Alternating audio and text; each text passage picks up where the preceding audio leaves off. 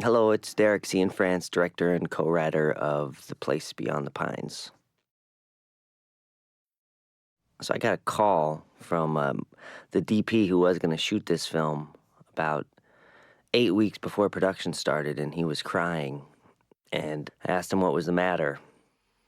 And he said that he had had a dream that he had died making this movie. And I said, well, I'm sorry to hear that. It's just a dream. And he says, well, I can't make the movie anymore. I tried to talk him out of it, tell him it was just his imagination, it wasn't real.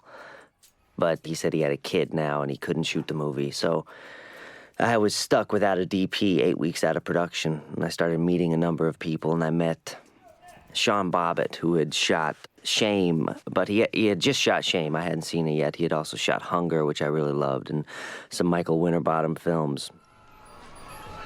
And I had coffee with Sean Bobbitt one afternoon, and he very directly asked me, he said, what's wrong with your movie? Why is your DP dropping out 8 weeks out of production? And I said, well, he dreamed he was going to die last night making the movie.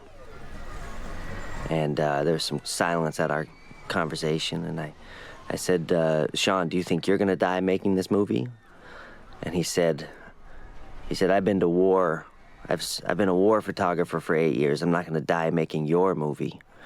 And so I asked him very, very nicely. I said, well, would you please shoot my movie? And he agreed.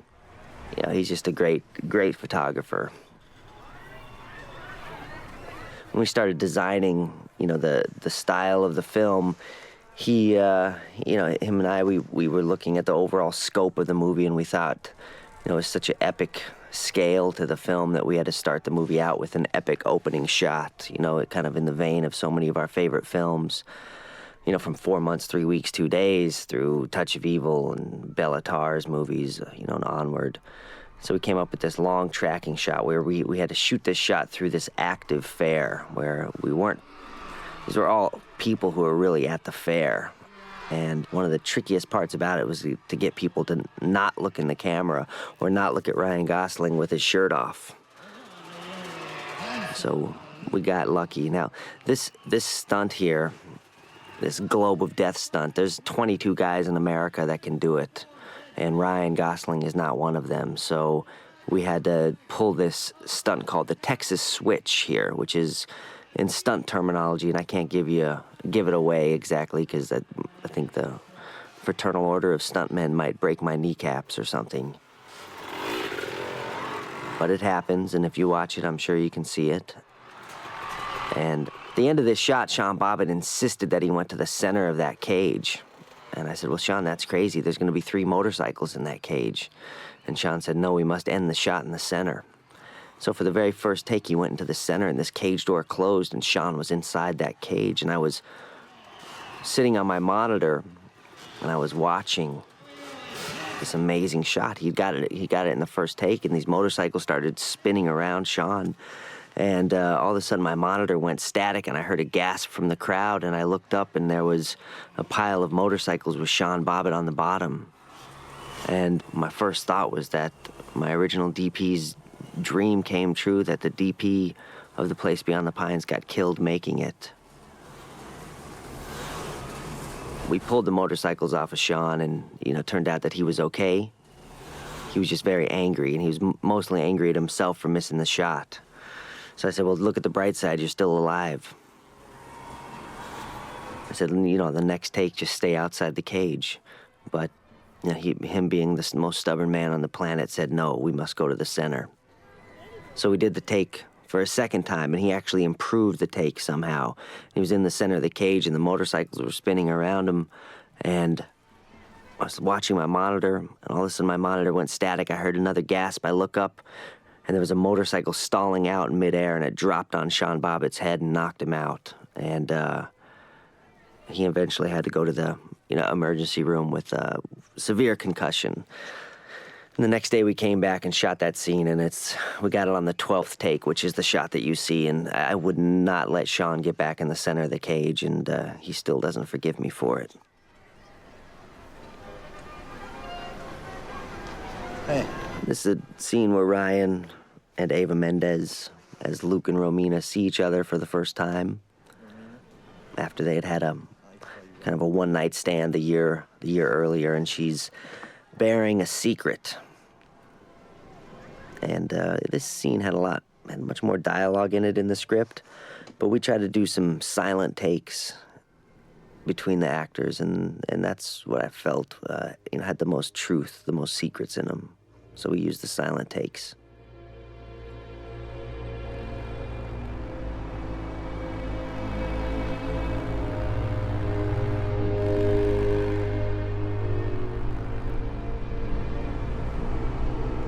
Quite a lot of talking with the insurance companies to get Ryan Gosling and Eva Mendes to be able to ride on a motorcycle without helmets on. We won.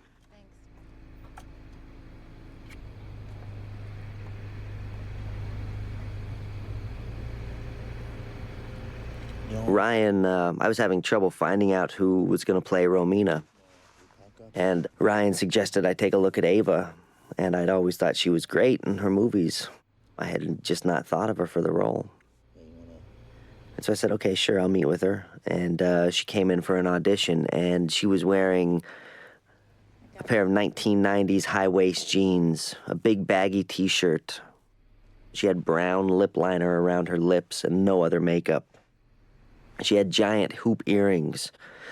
Her hair was a mess.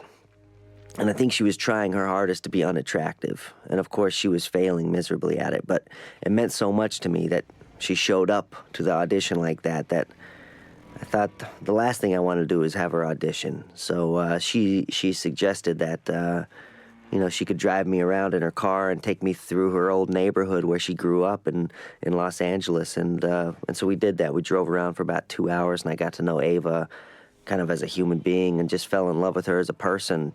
And it was very easy for me to cast her in the movie after that.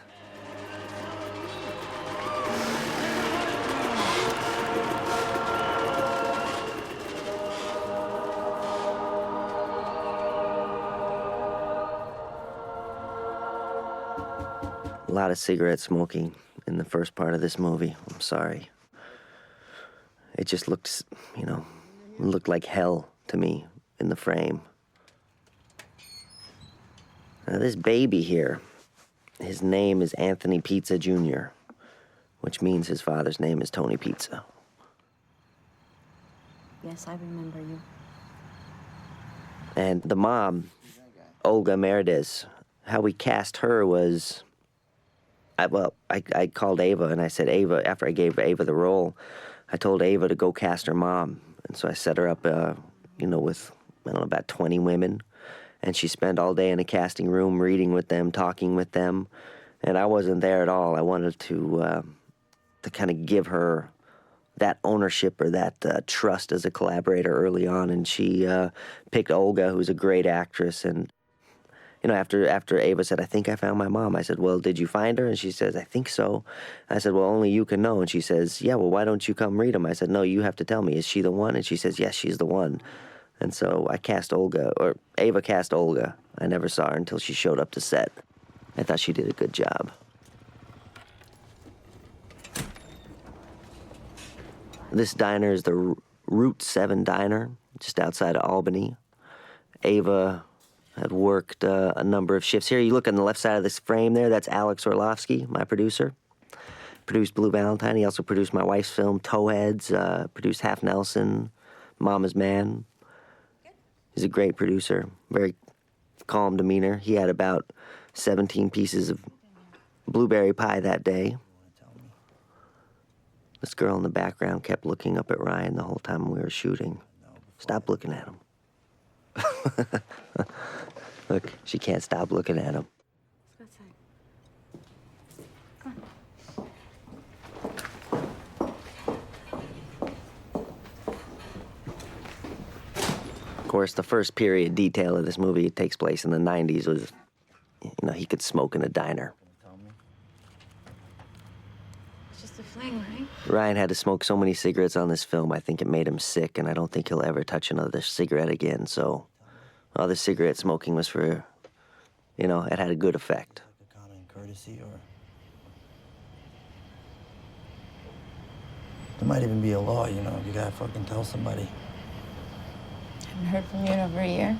Ryan has quite a few tattoos in this movie. Never called me. He had called me about 6 months before we started shooting and said, hey, D, how about most tattoos in movie history? I said, okay, you want to have some tattoos? And he says, yeah, and I want to get a face tattoo. And I said, really, a face tattoo? I said, that's pretty extreme. And he says, no way, face tattoos are the coolest. And he said, and this is going to be a dagger, and it's going to be dripping blood. Take care, Jason. And I said, look, if I was your parent, I would tell you don't get a face tattoo. But you're going to be the guy. You have to do whatever you want. That's how I work with actors. I really trust them, and I try to get them to co-author their characters. And so, Ryan's got great taste, so I trusted him. I said, do whatever you need.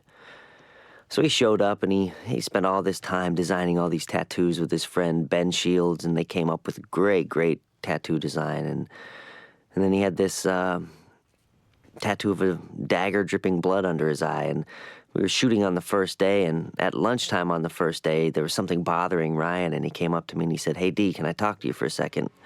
And I said, sure, what's going on? And he said, I think I went too far with the tattoo, with the face tattoo. And I said, well, that's what happens when you get a face tattoo. You regret it. I said, now you're stuck with it. And he says, I know. He says, well, I regret it. Can we just take it off and reshoot what we shot this morning? We didn't shoot that much. And I said, absolutely not. This movie's about consequence. So all of a sudden, this mark that he thought would be cool in the movie all of a sudden turned into kind of a mark of shame, or a kind of a bad choice. He just kind of covered his body with all these choices that were, that he didn't really think through. And so Ryan went into every scene, instead of feeling cool, he felt really more deeply ashamed. And that, to me, is just like the best thing, because I hate cool things. I like warm things. I think coolness is so next to coldness, and that's next to death. I think warmth is next to life. So anything that can kill cool in my movies or in my life is what I want. This is Kofi. We need to go. Yeah. You should call. You can't just show up, You ready? Yeah. Mami, la bolsa del niño. Okay. This is Mahershala Hajbaz Ali, by the way, who plays Kofi. And he's just a wonderful human being and one of the most solid actors I've ever met.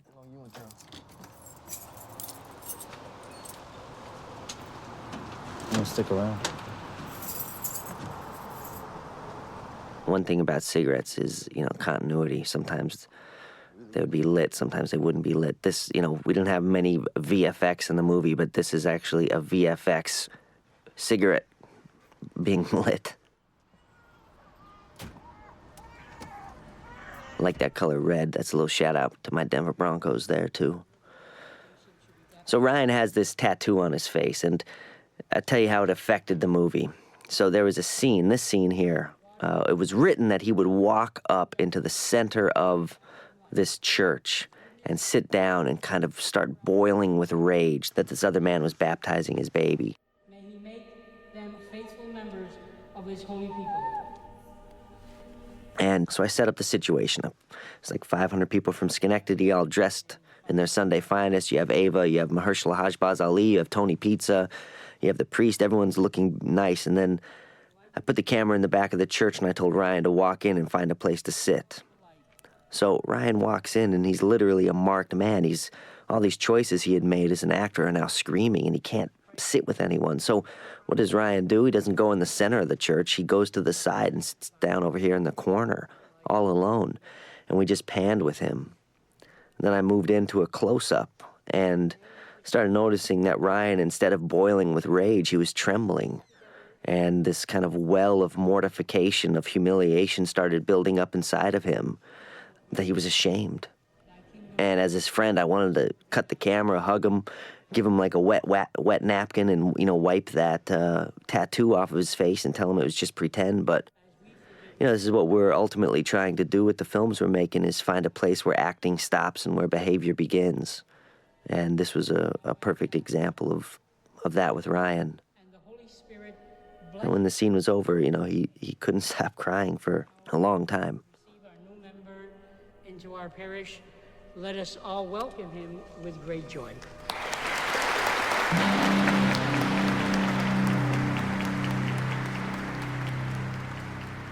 This is a nice time to mention the music. Cue from Mike Patton.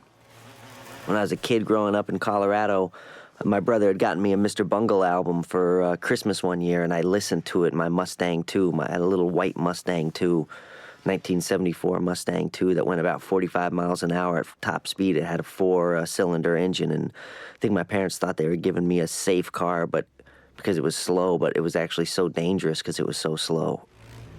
Anyway, I listened to that Mr. Bungle tape repeatedly until the tape broke. One time I had seen, I was 16, I think. I went to the Gothic Theater in New York City and saw Mike Patton playing with Mr. Bungle. And he was on stage and he was wearing a bondage mask with horse blinders on the side. And he was singing Time by the Alan Parsons Project to a room full of metalheads. And he got down on his knees and he started licking the head of the bald security guard in the front row. And to an impressionable teenager, Mike Patton quickly became my hero. And I used to show up to all of his shows wearing, I used to wear these army pants, and I'd always put my home movies or the DVDs, I had been making, with my family, growing up, and I'd always dream that I could give him my movies and that someday we could work together. And I never met him after one of his shows. I stood by the stage, but whether it was Faith No More or Fantomas or Maldorar or, Tomahawk or Lovage, I'd always try to give him my movies.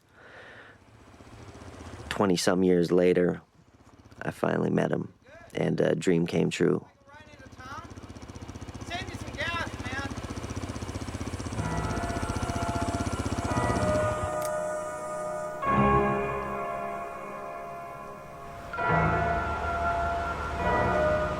Passing through? Ben Mendelsohn.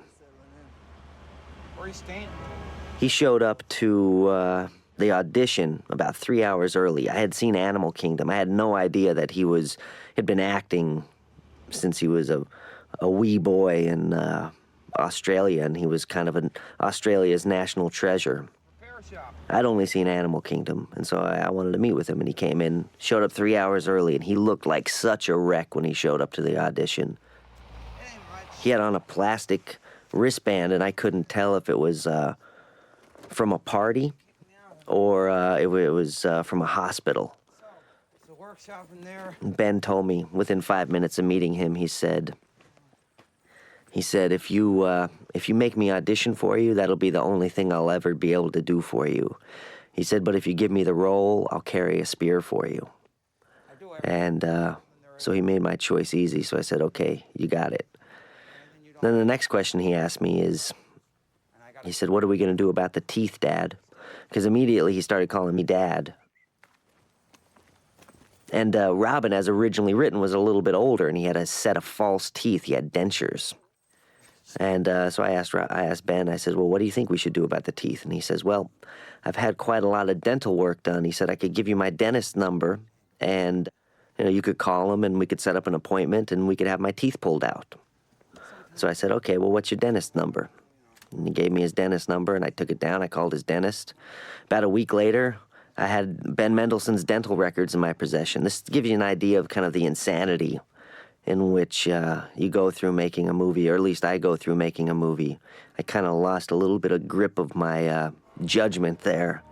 Thankfully, I had good producers, Jamie Patrikoff, Lynette Howell, and Alex Orlovsky, to not let me have Ben Mendelsohn's teeth pulled out for the movie. Both Ben and I we couldn't understand why we couldn't have his teeth pulled out. I do have to say, a day before production started, I was sitting by a fruit stand with Ben Mendelsohn, and we were eating peaches. And, they weren't the ripest peaches, but I remember watching Ben eat those peaches and seeing the juice drip down his chin and thinking to myself, I'm very happy that I didn't have Ben get his teeth pulled out for the movie. That's good. You can go ahead and fix it up, but I don't have the money to pay you. There are other things. That dog there is Penny. Like what? Another contribution Ben Mendelsohn made to the movie. Robin was supposed to have big junkyard dogs like Rottweilers. Everyone in the on the production, you know, production people normally don't have big dogs. They have little dogs so they can take them to the office and take them around because they're always traveling. And so there's all these little dogs on set, and all the accountants in the accounting office had little dogs. When I first when Ben first arrived to set, I was casting or doing something, and I heard Ben Mendelsohn's here. So I said, oh, I want to see him. So I looked out my window, and I saw Ben Mendelsohn with his shirt off, lying in the grass below my office window, and he was covered in little dogs, and they were all licking his face. And I went down and saw him, and he said, hey, Dad, I think these little dogs would be more interesting than the big dog. And I thought so, too. He could definitely be the alpha to those little dogs. It's my son, and I should be around him. I wasn't around. Some of these wide shots were shot by Reed Moreno, great DP, when we had to do a few pickups. We just didn't have time. We had a 47-day schedule, which was just really cutting it close for a film of this size. Don't say it like that. So we had to go back and shoot some wide shots. Sean Bobbitt wasn't available, and I thought Reed did a very beautiful job with them.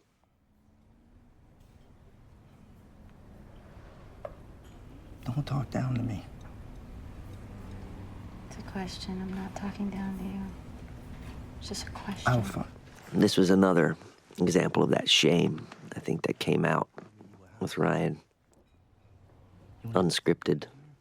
Get out of here. I got that. Unplanned. I'll get a truck. We just prepared for it.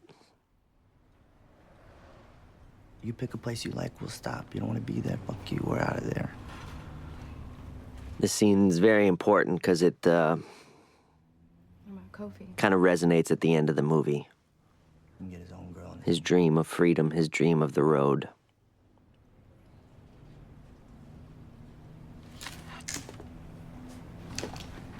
Sounds like a nice dream. Bro.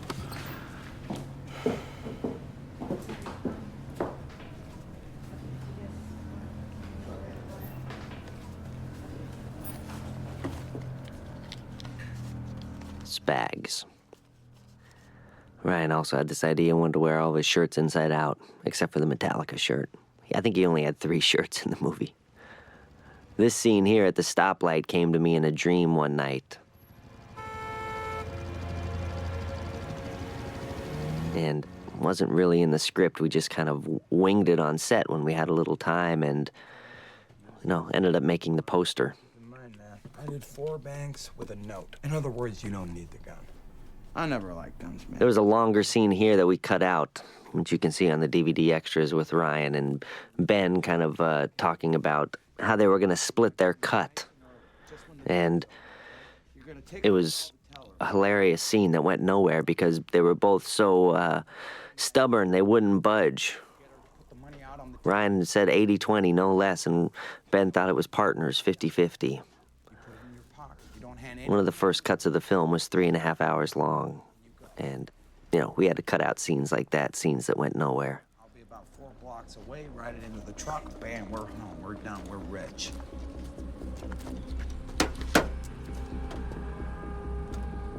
What happens if you get stopped sitting by the side of the road with an open cube truck? What are you gonna do? Was at Ryan Gosling's agent's house in 2007. This was 2 years before we shot Blue Valentine, and I had been working on The Place Beyond the Pines with my co-writer Ben Cochio for about 6 months. And anyway, I was having dinner with Ryan, and I asked him, I said, man, you've done so much in your young life. What haven't you done that you've always wanted to do?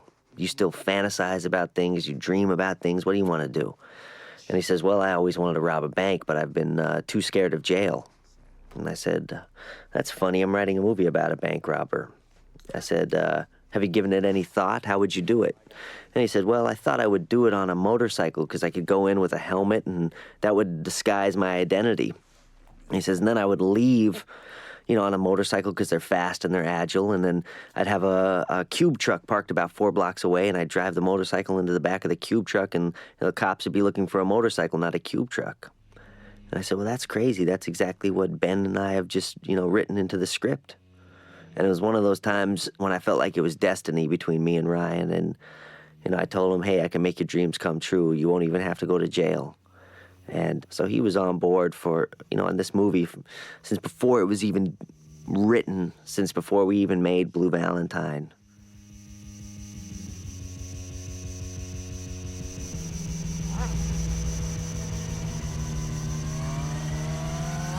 So we get to the set, and start doing this scene.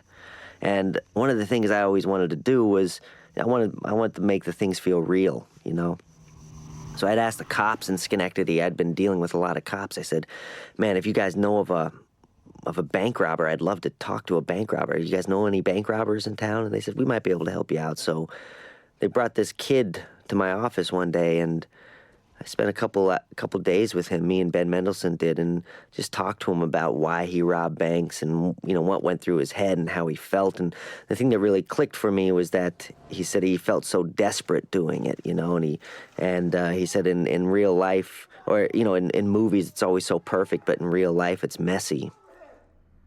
Get over here now! Get the fuck over! And so I tried to just internalize everything he told me, and then I said, I want to make these as real as possible. So I cast a bunch of people in the bank, the tellers who had all been in bank robberies before. They'd all been robbed before, and the people who were, in the bank, the patrons had all been robbed before, and I thought that maybe they could help make it real. And so I told Ryan, before we started shooting, I was like, okay, Ryan, here's your shot. Let's do it. You always wanted to rob a bank. This is it. Go rob it. Go. And he ran in there. And I think all the tellers and everything, I think they were just so happy to be being robbed by Ryan Gosling and not a real guy, that they were like, they had their cell phones out. They were taking little snaps of them, and it was the furthest thing from being scary. And Ryan and I had to talk, well, what are we going to do? What are we going to do? How are we going to fix this? So I kept telling Ryan that, he had to work harder. He had to scare them. Normally if you walked into a bank with a gun, that would do it. But this was Ryan Gosling with a gun, and, he's a charming person. So he had to, every take just up the ante, get more and more desperate, trying to make them scared until finally he was shrieking by the 15th take and, just so desperately trying to scare these people that finally I think he matched kind of the desperation that the real bank robber felt. And it was one of those times when my idea of the process completely backfired, as to the way I expected it to work. But it ended up working for the better anyway.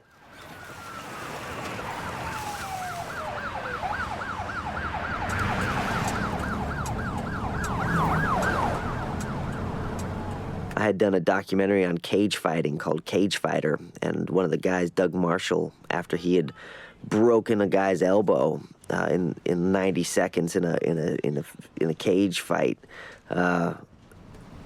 went upstairs to his dressing room and he started vomiting all over the place from the adrenaline. And he was the guy that won. And so we wrote that into the script. And so when Ryan throws up here, it's real Ryan Gosling vomit. That's not a vomit machine or whatever they do. And I knew that Sean Bobbitt was a warrior here because Ryan threw up and Sean immediately went down here and kneeled in Ryan Gosling's vomit. So that's a cinema warrior right there. This scene was written as a 4-page dialogue scene of them counting money, saying, well, it's not $1 million yet, but if we do it a few more times, it could be. But to set up the scene, Ryan played Dancing in the Dark by Bruce Springsteen, started dancing with these dogs, and Ben had his shirt off, and this little magic moment happened. And so we cut the rest of the scene out and just stuck with this in the edit. You can't start a fire without a spark. This gun's for hire. Even if we're just dancing in the dark. Love that song.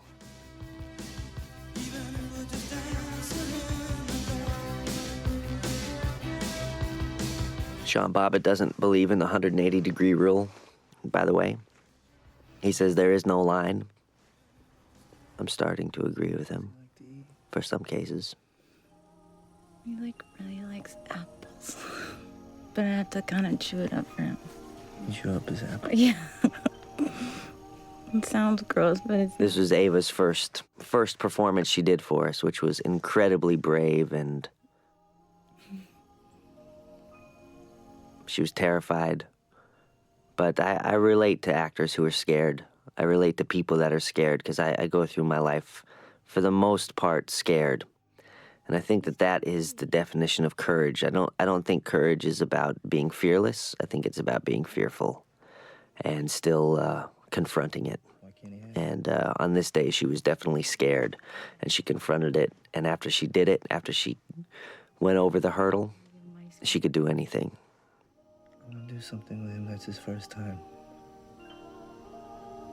Anthony Pizza Jr.'s parents had told me that he had never had ice cream before, because I really wanted to get this scene of a baby eating ice cream. Because, you know, if you've ever seen a baby eating ice cream, they freak out. And they said, nope, never had ice cream before. Then we started shooting it, and it was clear to me that Anthony Pizza Jr. had been eating ice cream every day for his whole life. Still turned out to be a nice magic scene, though, because he is really a great kid. How can you not like that kid?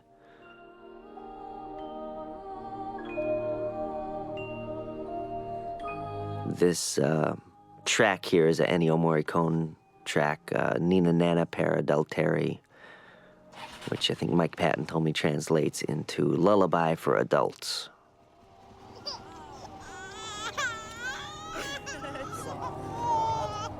Obviously, this is not a scripted moment. This is my wife. I cast my wife. Shannon Plum is the ice cream lady, because I knew I wouldn't be able to cut her out of the movie, because I knew we needed this picture. And credit goes to my wife for getting the picture. She's actually taking the picture right there, chinking. That's the picture that lasts throughout the movie. We did have a professional photographer on board, Jima, who shot about 600 shots after that, but I will say that my wife, Shannon, won. She got it in 3 pictures. So that was one of the best casting choices I made.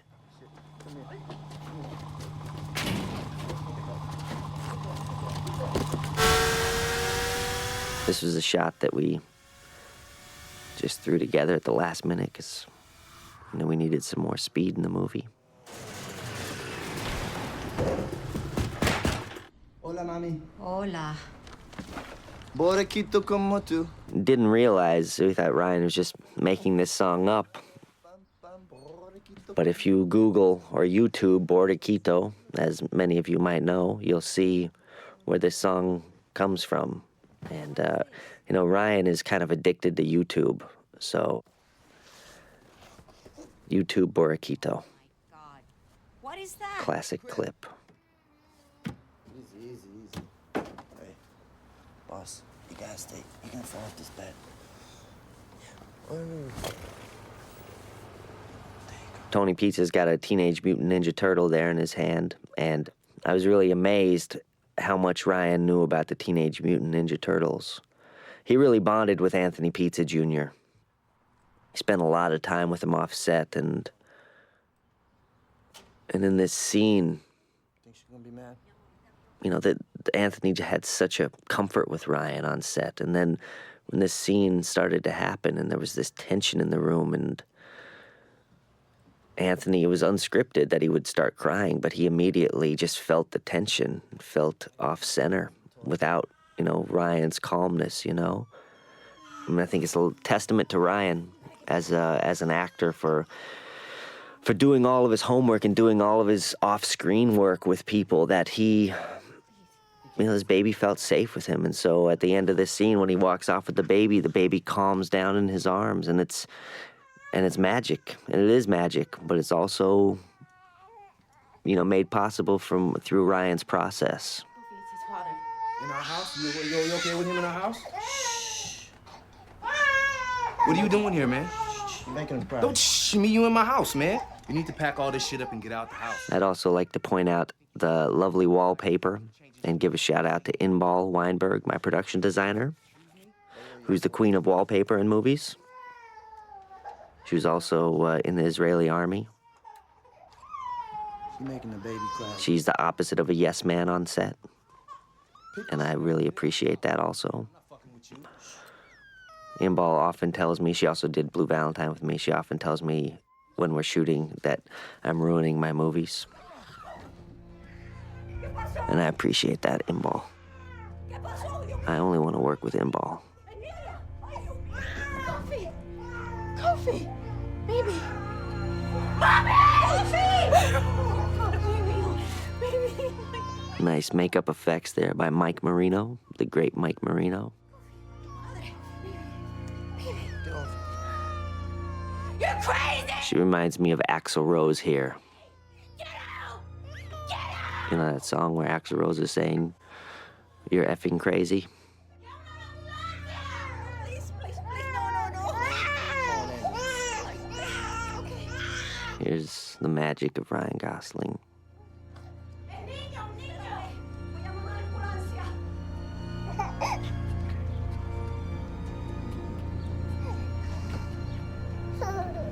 And the magic of Anthony Pizza Jr.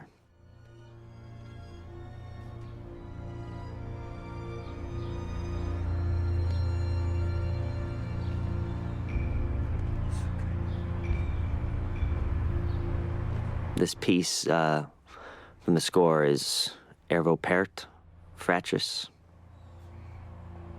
I'd actually used it in my first student feature, Brother Tide. And it just seemed to fit in this movie really. I don't know, this music has kind of haunted me my whole life. So, well, not my whole life, but for the better part of 20 years. Felt like it lived with my images and my characters. Is your name Luke Glanton? Yes. Mr. Glanton, a complaint. Now, the judge here is a guy, Doug Grisette, who was actually childhood friends with my father-in-law, Dick Plum. And he's a retired judge, and, you know, one of the ways I work is I, put him into the scene, and he, it's not scripted, you know? Given the history that I can't teach a judge how to be a judge. I didn't have enough time for that, so I let him arraign this guy and put a restraining order on him. And we put Ryan Gosling through the process. He's actually going to jail. He's being processed. He's, being arraigned and being, having a restraining order put on him. There was a longer scene in that jail, too, where the cops, basically emasculate him and have him take off his clothes and put on, an orange jumpsuit. And you learn a lot about Luke in the scene. We didn't have time for it, but I think that'll be on the DVD bonus materials, and it's When all those fucking pigs are coming after me. quite a nice moment. One of my favorite moments. One of the most painful moments that I had to cut out of the movie. They're all hard, though. I always say writing is like dreaming, shooting is like living, and editing is like murder. Because here you go on set, and you have these actors that give you all these gifts, and they make magic happen for you, and they make life happen for you on the screen, and then you get in the editing room, and I had 400 hours of footage in this film. Fuck you. So, 2 hours and 20 minutes made it into the final cut, but there was a lot of great magic moments that hit the ground. And I understand editing it's crucial. It's like sculpture. It's the sculpture of film. And I probably clocked in more hours as an editor than I have in any other aspect of filmmaking. I think it's one of the things I'm most skilled at as a filmmaker, but doesn't make it any less painful. Look, I'm not crying about it or nothing. I just hate editing. Not to go, but to stay in their arms. Would you walk out the door? Great song by the Crying Shames here. Once before, this time, be different. Please Love Ben's purple shirt. don't go. If I call I out, love that neon red light there. would you leave me alone in that field? Knowing I Pretty much every scene in the movie has an echo or a couple of echoes, and the scene very clearly gets echoed later with Bradley Cooper.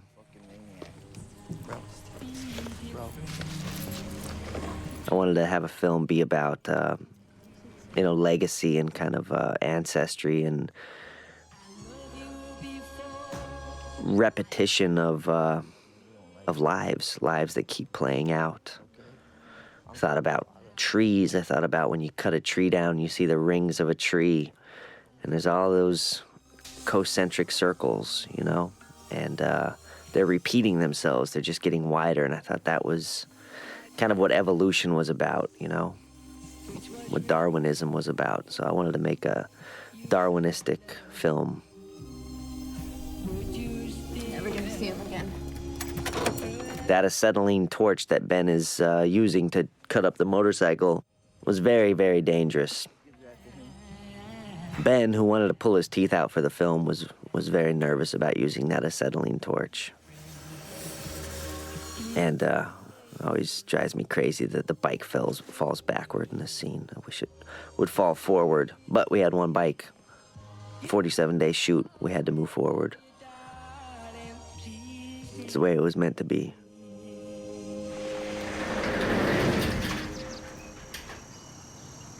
Grenade.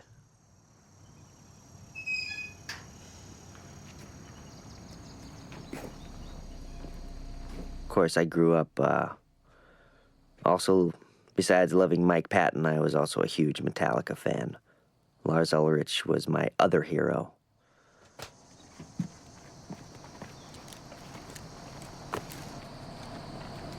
I reached out to him one day, asked him if we could use this Ride the Lightning shirt in the movie, and was very, very thankful he agreed. Now my kids love Metallica. I was playing it in my minivan one day. It came on random on a road trip we were doing, and Blackened from the And Justice for All album came on, and it just went straight into my kids, and that's all they want to hear. I've been listening to Metallica with my kids for 9 months now. That's all they want to hear. They're 8 and 5 years old. Where's that bell? Talk about legacy. I'm sorry.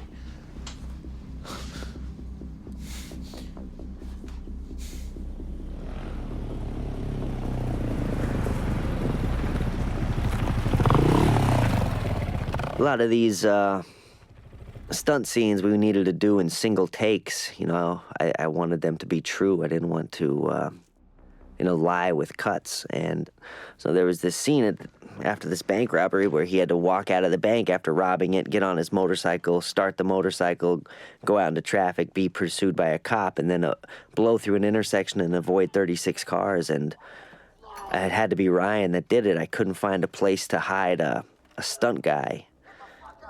So Ryan had to train, and Ryan was training with this guy, Rick Miller, who anytime, Batman gets on a motorcycle, it's Rick Miller in the bat suit.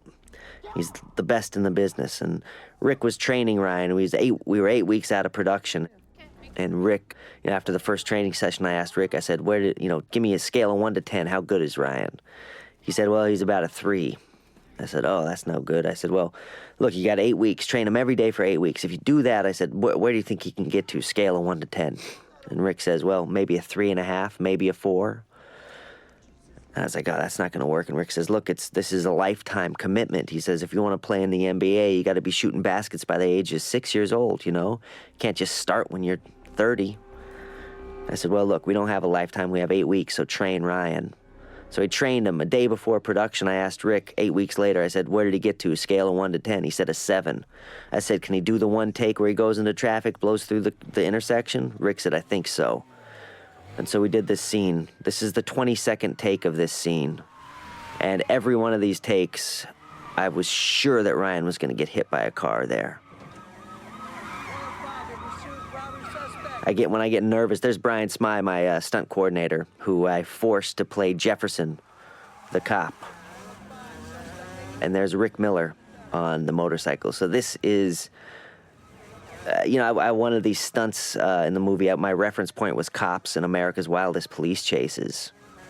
And, I wanted to shoot them in single takes without any trickery, just let them do it. So this is Brian and Rick Miller, 2 of the best stunt guys in the business, racing through Vale Cemetery.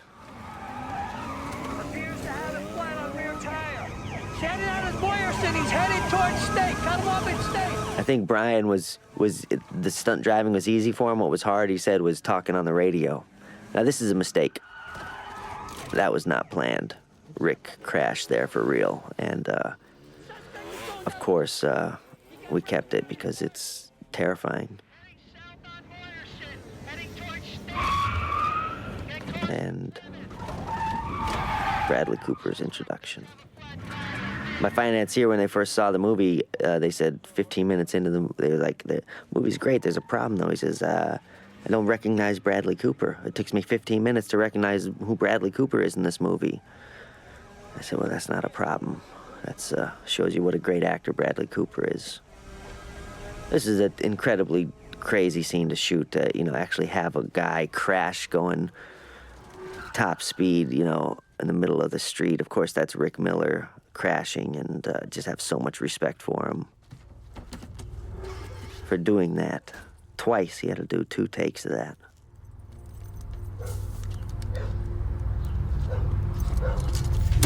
Anyway, with Ryan on the motorcycle, when I get nervous, I chew my shirt, and at the end of that day, when he blew through the intersection 22 times, I'd chewed a hole clean through my shirt. I had no collar on my shirt anymore.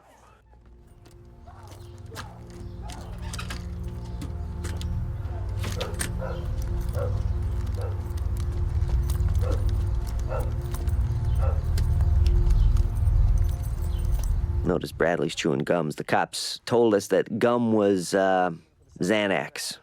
It was the way they calm themselves. So Bradley took that cue from them.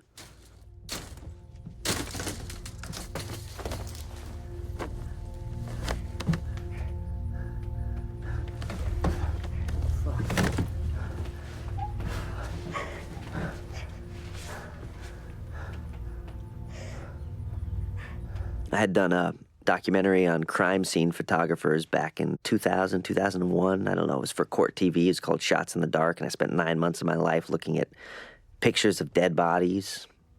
And there was a series of pictures that were in this book by Luc Sante. Luc Sant, I don't know how you pronounce his name, but it was called Evidence. And it was all these overhead shots taken, I think, in the 1920s in New York City. Direct overheads on dead bodies, and you could always see the tripod legs in the shot. And we really looked at all those pictures in preparation for this scene. It's a great book. Bro, don't hang up.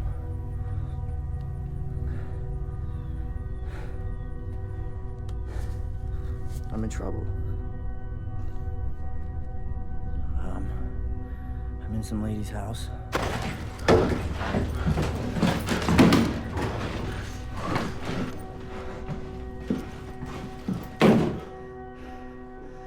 Bro, would you do a favor for me, please?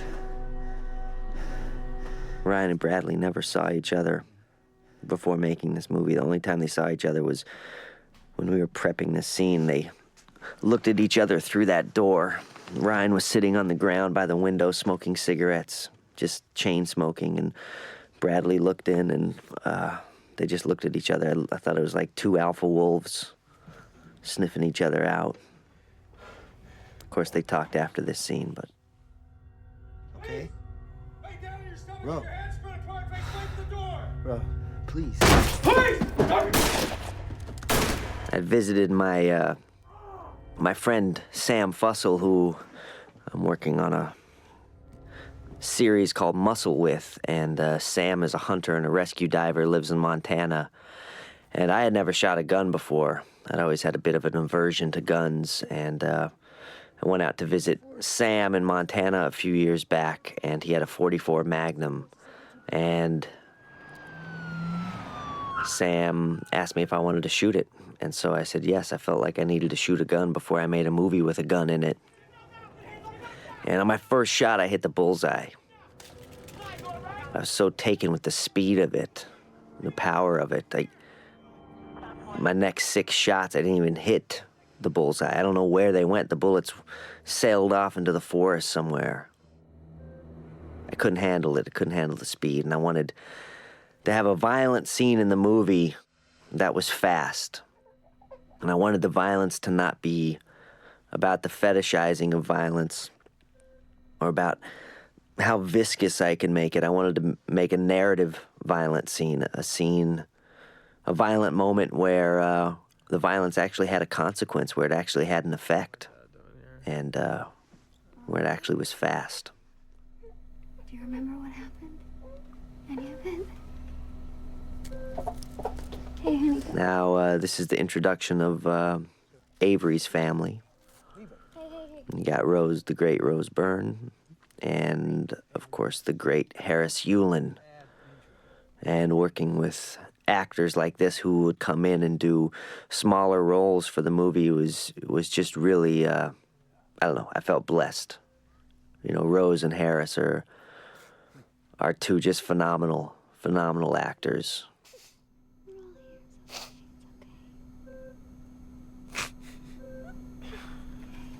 This is the first scene we shot with Bradley in the movie, and I made him sit in that hospital bed all day. He couldn't get out of that bed all day.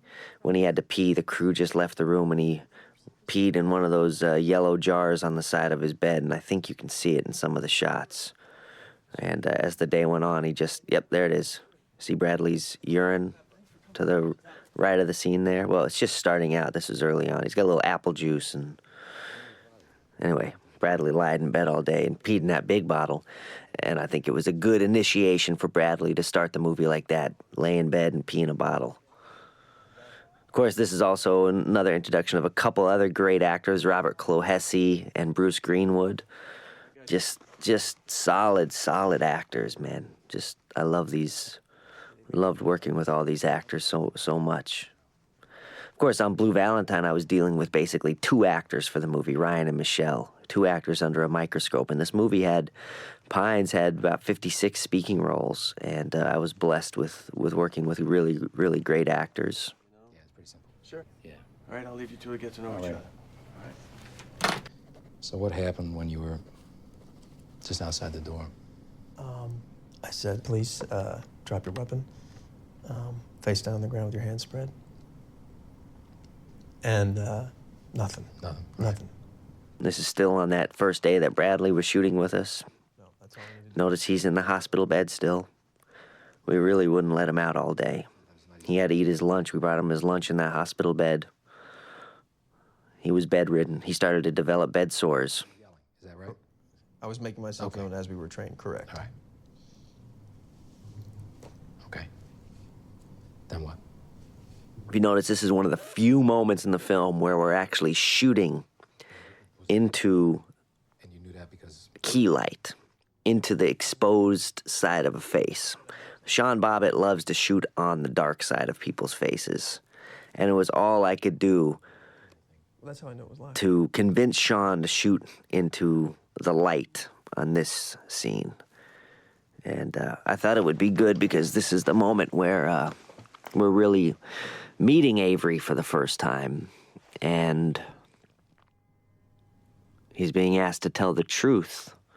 And of course, it's a bit of an interrogation. And of course, What would you like me to tell you? he's not telling the whole truth. You don't. There's a lot being buried. remember, so tomorrow you're trying to match what you have thought today. I only want you to tell me what you saw and what you remember. I didn't realize that most of the actors in my movies had blue eyes. I know that. When did he pull his gun? In the scene, in this key light, you can really see these eyes, the color of their eyes.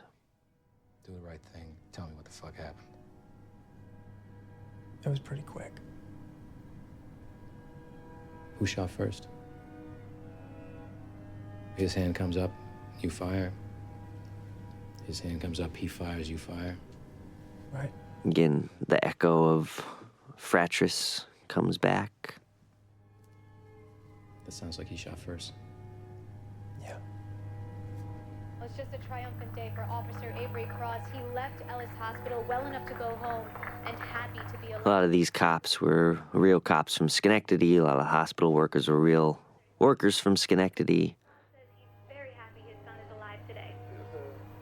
The last minute, we decided we would put make Avery live with his mother-in-law, and so that's his mother-in-law living with them. Never really explained too much more of her character, but we just have him living in a house with his mother-in-law. It was Bradley's idea. I guess he thought that would be a good way to push him out of his home life a little bit more. You notice some pictures of Bradley and Rose. They had spent some time in this house playing family before we started shooting. They had spent some time going out on dates and taking pictures, and it's nice. Then we could fill up the house with their history, and they actually did have a history in that house together. Was it scary, honey? It happened so fast. I don't think there was time to be scared.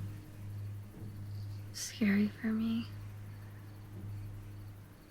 I just don't understand why you're doing this. Nobody does. Doing what? What am I doing? I initially wanted this scene to be complete blackness. I wanted it to be just in a dark room. When I go to sleep at night, I like complete darkness. I just thought maybe But after this, maybe you would have... Sean thought there would be a street light out the window that would be illuminating their faces a little bit, and that was fine with me. But I've had many conversations with my wife in the dark. Of course, it's not always as tense as this conversation. Very rarely would it be as tense as this conversation, but it's one of these nice dissolves. I work with Jim Helton and Ron Patane on this film and on Blue Valentine, and Not really. on Blue Valentine, I wouldn't let them dissolve at all, which was really tough for Jim, because Jim loves superimpositions and layered images. And on this film, I took the handcuffs off of him a little bit. And he was able to dissolve, and him and Ron definitely put in some very beautiful dissolves. Now this actress playing the psychologist is Greta Seacat, who Rehabilitation and is really a secret weapon in filmmaking. She Everything at home? What's happening at home? she's an acting coach. She's I don't know what you would describe her, except just my mother-in-law. a secret weapon in movies. This great scene with Bradley here, I give it up to her and Bradley. You know, she was able to interview him in this scene and bring out this great well of emotion in him, and it was, I consider, her to be the director of this scene. Doesn't help that there's a baby around. Well, I just mean with I could really trust her in there with my actor, and it was beautiful what she was able to do. take care of that. It's been hard. I do not want to make a movie without Greta. She makes movies better. Hard to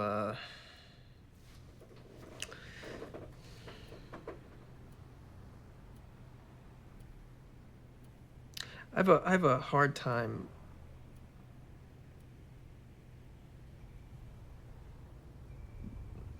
looking at my son. Mm-hmm. And that's something new since the shooting. Mm-hmm. I love how difficult it is for Bradley to get those words out in this scene. Also had a 1-year. And to watch that on the big screen is really a powerful moment. Have you been thinking about this?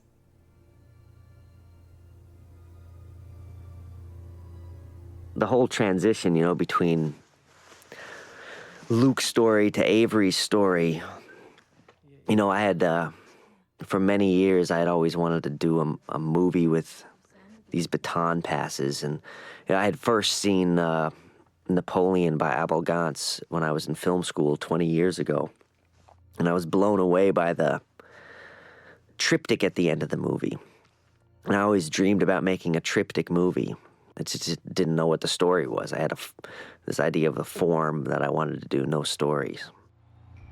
Then I also about 20 years ago had seen Psycho for the first time, and I'd always known that there was a shower scene in Psycho. I just didn't know that you had to spend, 45 minutes with Janet Leigh before she went in the shower.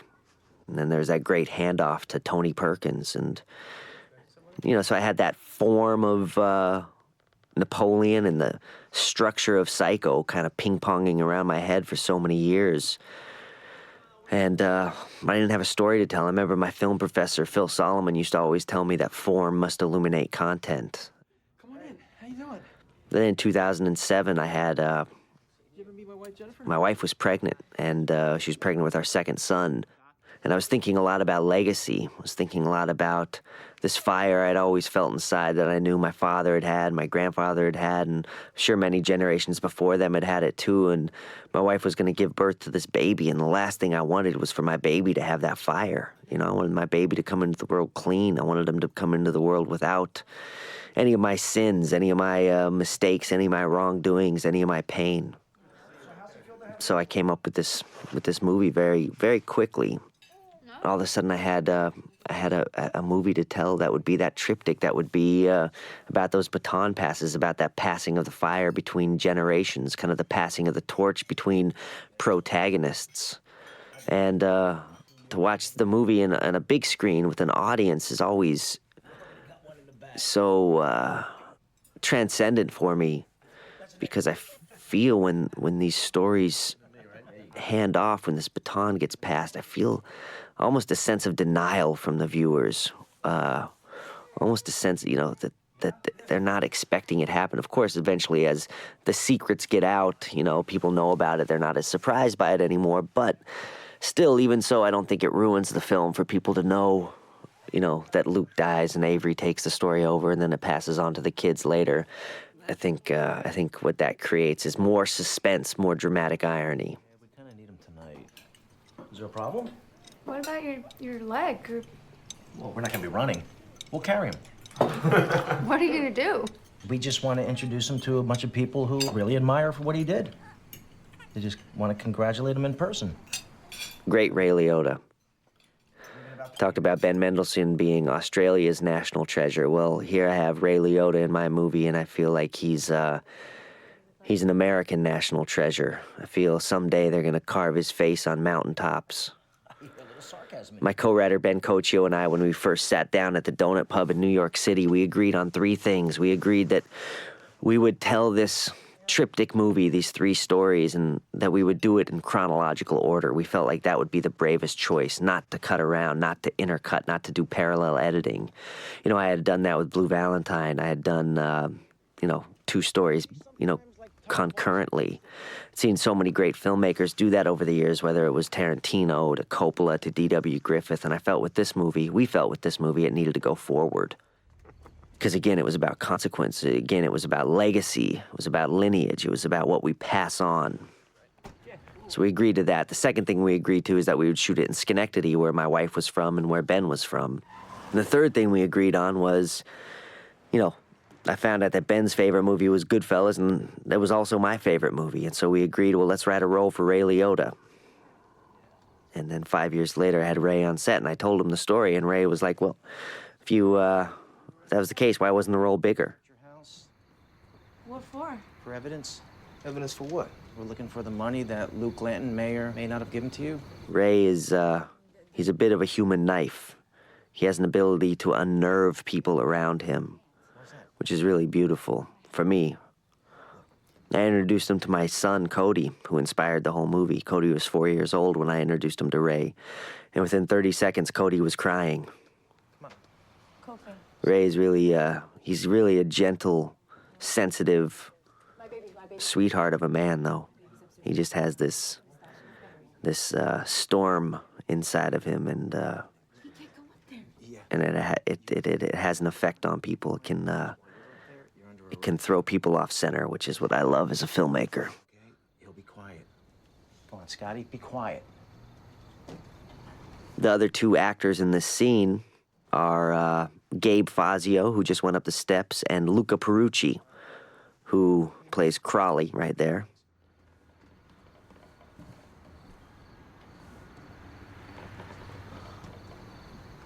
It was originally designed as one character. There was going to be one guy. And I couldn't find who the guy was, and I asked Bradley, I said, do you have any suggestions for who would play that guy? Maybe one of your friends or something, because I wanted Scott to have like a real relationship with Avery.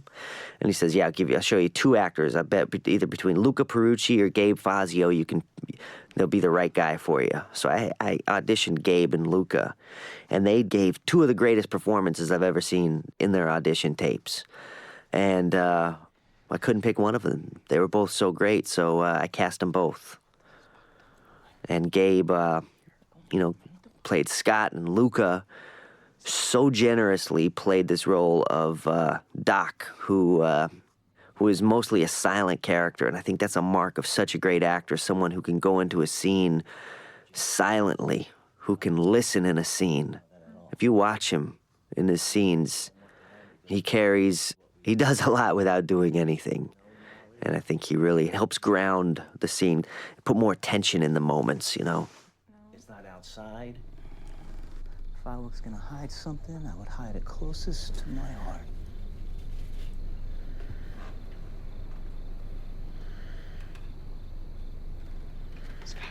It was beautiful for me to see these three college buddies, Bradley Cooper, Gabe Fazio, and Luca Perucci, do scenes with Ray Liotta. They were like, as much as it was a dream for me to work with Ray Liotta, when I was a kid, I didn't have pictures of like girls on my walls. I had pictures of Ray Liotta on my wall.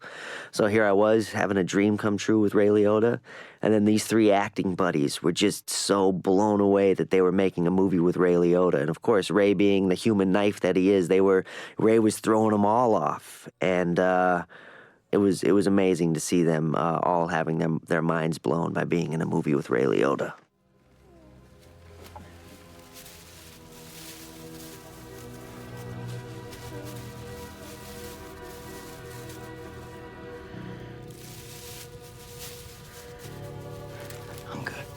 Get another echo scene with the crib.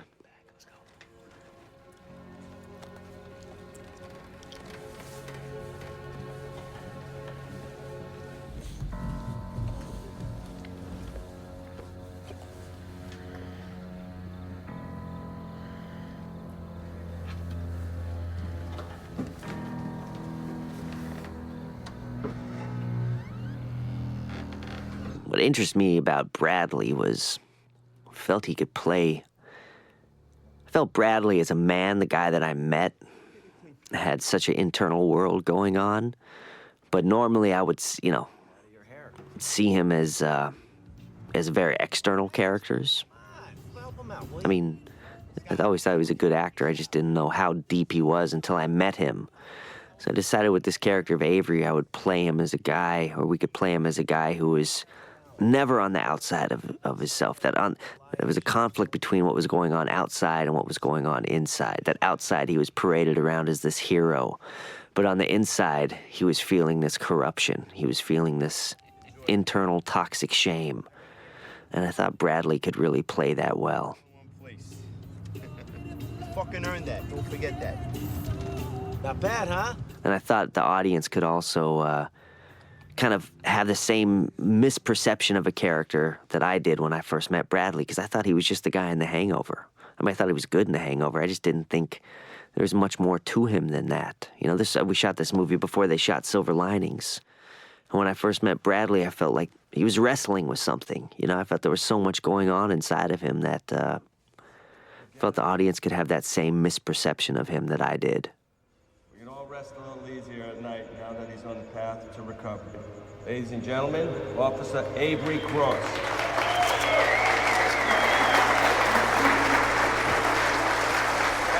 Thank you, Chief. Thank you for your support. When I was in law school, we used to always talk a little bit about the city of Schenectady now. Yeah, my wife is from there. As I said, my co-writer Ben Cochio's from there. I'd been going up there for about 10 years visiting my wife's family, and I felt like every time I went there, I felt like I was going on a location scout. The city, GE used to have their stronghold in Schenectady. They employed, around 50,000 people at one time, and now, they employ under 5,000. And so it definitely had a big effect on the economy in that city. And I related to it. I related to the people. I related to the struggle in Schenectady. It's my kind of American city. It's the city of that I relate to. It reminded me a lot of Scranton, where I shot Blue Valentine, or, Rochester, where I'm dying to make a movie in Rochester. But, these aren't the Home Depot on every corner American cities. This feels like a true America, this place. Sure it's doing much good. How's the spotlight? I'm ready for it to end. Don't worry, it will. And I was interested in kind of the collisions between the tribes in a city like this, of this size. And for instance, this house that Al, Avery's father, that he lives in, is on the GE plot, which is all of these, basically mansions in the center of Schenectady. And you have, this collision in the city between this great old wealth, and a lot of poverty. Much simpler. Yeah.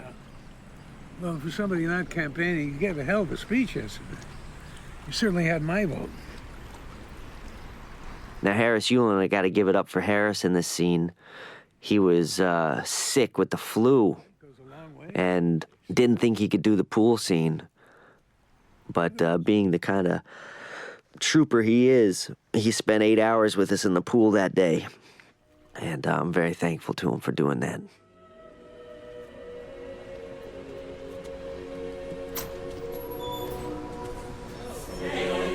The police department of Schenectady PD, they were incredibly generous with us to allow us to shoot in active police stations. A lot of these cops are real cops, except for Gabe Fazio there. These are all police, Schenectady police, and they were incredibly, we couldn't have made the movie without them,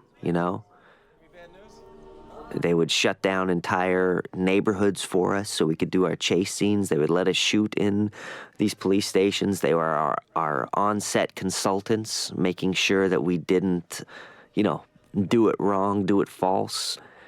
And, there's a texture you get in a place like this. Like, look at this elevator. There's such a history there, Close the door. The state internal investigation into the shooting of Luke Glanton has been deemed lawful. Congratulations, officer. We can put it behind you. Get back to police work. Question is... Pinball puts a lot of American flags in the movie. And we also did with Blue Valentine. And, this is the American city in the American movie. Ways are much more important than what happens out on the street. I'm so glad you said that because, Chief, I've thought a lot about this. And I think that I could be best utilized as a lieutenant and in charge of special investigations.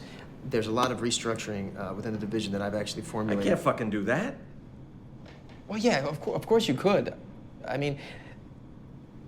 Cross, come on. You pay too much for education to act so stupid. But I think it's the very fact that I do have an education like this that perhaps is the reason why I've thought about how restructuring the unit, the division, could actually benefit you, me. Cross, I appreciate. I was thinking a lot about American legacy making this film, and just the kind of fact that our nation was built on kind of ruthlessness and brutality.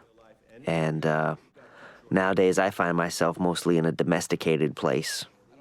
I eat with a knife and a fork. I use a napkin. I say please, thank you. I'm polite. I say excuse me, pardon me. I'm sorry.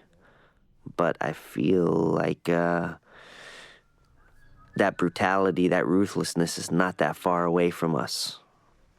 And it's part of the American legacy. And I can feel that legacy in a place like Schenectady. Get the fuck out of here. Yeah, man. I'm actually paired up with the Luca. Good. What do you got for me? Oh, yeah. A couple of mutts left us in the backseat of their car. A little leafy substance. Nice. So when are we gonna get together, grab a little bite? We'll talk about some things. Sounds great. All right, man. Page me. Okay. Thanks. The police corruption storyline was longer in the original script. My original script was 158 pages. I'd done 37 drafts of the script. I'd written the first 20 drafts with Ben Cochio, the next, 17 or so with Darius Martyr.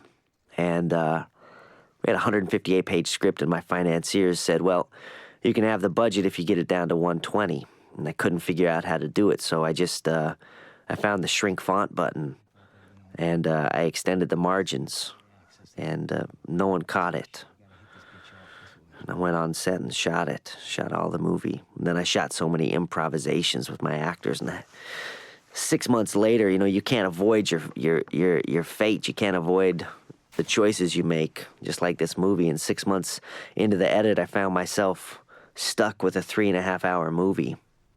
I tried to take one frame out for every 24 frames and have a 23 frame a second movie, but it only cut 7.5 minutes out of the movie, and it looked weird. The motion looked weird, so I had to find other ways to do it. So one of the ways I did it was severely cut down this police corruption thread, which was great, but it also took away from the overall arc of legacy that we were talking about with the film. And just like sculpture, once you start taking things away, you can start noticing the true shape underneath, the true figure underneath, and so that's what we had to do.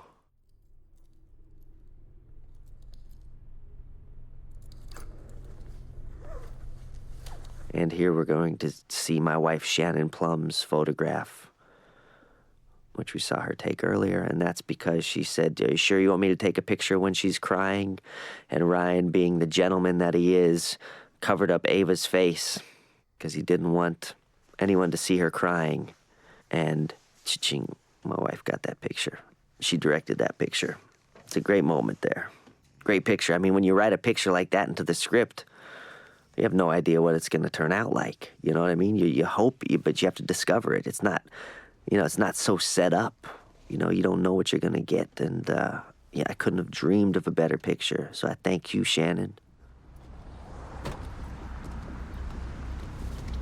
Hey, don't worry, it's okay. So I didn't mean to stall it. It's one of those echo scenes. I just want to give you something. All right? Listen, this is the money that we recovered from your house, okay? I want you to have it. I don't know what that is. Of course, this isn't a wet down. This is rain. I've never done a wet down.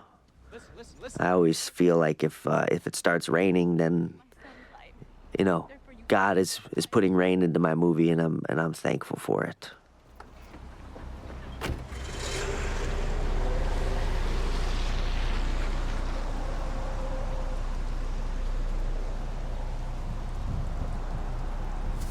I should have brought this to you sooner. I apologize. All that money in that wad was, we had to find, older money before, I don't know, mid-2000s or whatever, 2000, started changing all the money. And I always thought when they changed the money to the new money, I thought it looked fake. I thought it looked like fake money. But then I'm so used to the new money now that when I saw the old money, it looked like prop money. It looked like fake movie money. But it's not fake movie money. There is about $7,000 of real money there. This ain't my problem, all right? This is your problem. This is our problem of the fucking police department, and I'm bringing it to your attention because that's what I should fucking do! Oh, yeah? Is that right? Yeah! Is that what you should do? Rat out other fucking cops? This is unfucking believable, all right? Get the shit out of here.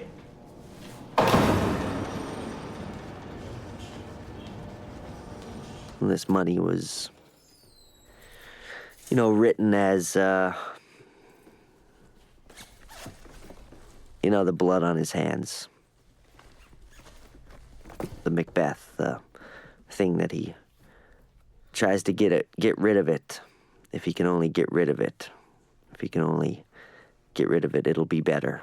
But he can't get rid of it because it's inside of him. He can't wash it off.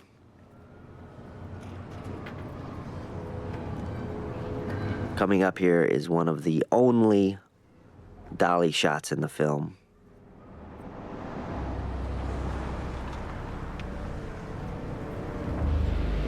And I had to do it like that because I couldn't see hand holding it. I felt like it would be too bumpy for that.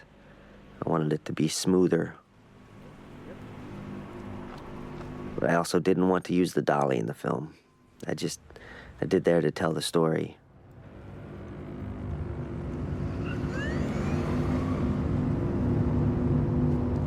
There's a moment that comes up here with Ray when he peeks his head in the door in the crack of Avery's window, and so great because Ray missed his mark and you could only see half of his face, and you could see Sean Bobbitt kind of trying to compensate in the shot, trying to frame his face in, but I mean, I probably shouldn't be saying it's a mistake. I should probably be saying it's we planned this, but we didn't plan this. It just was the way it happened. And to me, it's so great because of it. Creates so much more menace, so much more mystery. It reminds me of, Rosemary's Baby. That thing? You know, how Polanski would frame things behind the doors and you would want to peek around, and that's what I love. I love embracing mistakes. I tell all my actors when they work with me, I tell them the two biggest gifts they can give me is to, one, surprise me, and two, to fail. Now, I feel like in surprising me, I feel like I'm an audience member, before I was a director. And so when I'm on set and things like that happen, like he misses his mark, or things like that happen where Ryan and Ben start dancing to Bruce Springsteen, I feel like if I'm surprised on set, that the audience will also feel that surprise, and it'll feel alive for them, and that's what I want. I want my films to feel like they're alive. And then the second thing I ask my actors to do is I ask them to fail for me. I remember a number of years back, I was interviewing Danica Patrick, the great race car driver, and I said, Danica, how do you get so fast? How did you get so fast? And she said, well, ever since she was a little girl racing go-karts, she would drive as fast as she could drive, and then she would drive just a little bit beyond her point of control. She'd drive just a little bit faster and take herself to the point of crashing, to the point of danger, to the point of failure. But by pushing those boundaries, she actually got faster and faster and faster. It also meant that she crashed quite often. It also meant that she failed. But her approach was you have to risk failure in order to succeed. And so I tell all my actors that that's what I want them to do. I want them to make mistakes, because I think some of the most beautiful things are in the mistakes. And of course, once you can make a mistake, you can also succeed. But Ray missing his mark was a mistake that turned out to be a great thing. And so I'm always asking them, please mess up. Please make a mistake.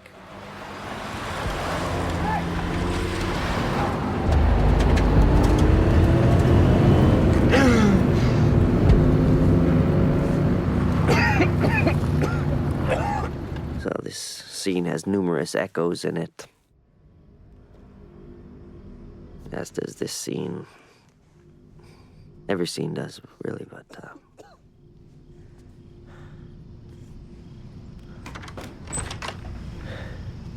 Hey, Pop.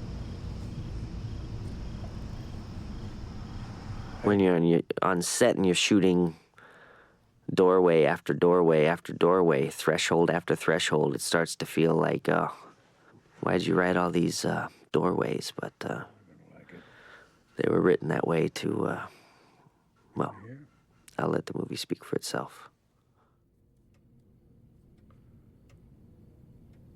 Yeah, I want to hear it. Let's start with the precinct. Anybody there still trust you? Scott. For this next scene with Gabe Fazio, for each scene I had Bradley park his car, drive up and park his car, and then walk about a quarter of a mile to Scott, where he was going to record him. Of course, we didn't have time in the movie to keep Bradley parking his car and walking a quarter of a mile, and for all 25 takes we did of this scene, it started to feel a little redundant, I think, to people. And my producers kept asking me, why don't we just start here? Just start on the conversation. Are you really going to use all that? But I felt that in that long walk that Bradley had every time, he would have a lot of time to think about it, to think about betraying his friend here. You're a squeaky clean fucking lawyer with a Medal of Honor. Nobody's gonna question you, okay? And of course, it happened. A lot of people wonder about the hearing aid in Scott's ear, in Gabe Fazio's ear there. And I will just simply say that Gabe has a hearing aid. And that's how he hears better.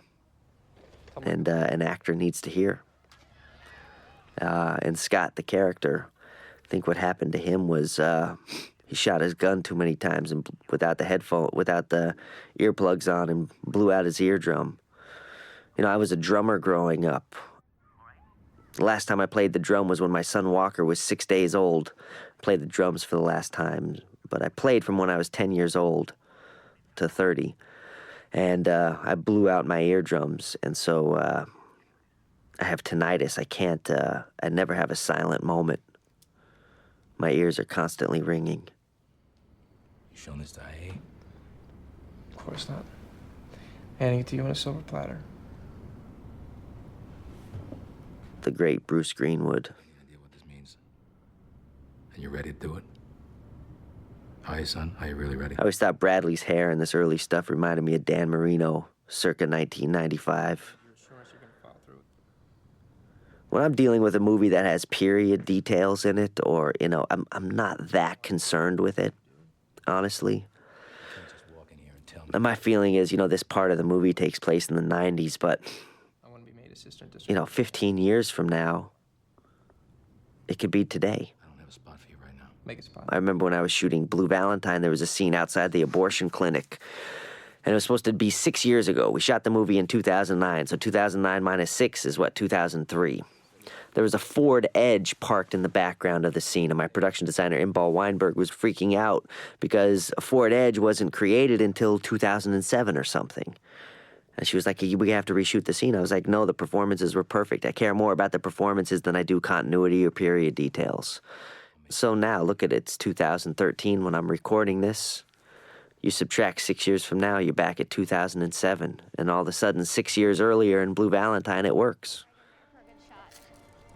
Detective, how do you respond? I remember Godard said about Alphaville, people asked him, where does this movie take place? Is it Paris? Is it the past? Is it the present? Is it the future? And he said the film takes place between the viewer's eyes and the screen. And that was always my inspiration. Would be handing down indictments that would lead to the arrest of these Schenectady police officers. The DA is making allegations today that the vice officers were acting like the gangs that they were supposed to be busting. Officers allegedly stole drugs, money, even guns from inside the evidence room here. Officials say that with that stolen evidence, the cops paid criminals to help set up their rivals, which then led to those... The jail cell, again. Fratris back on.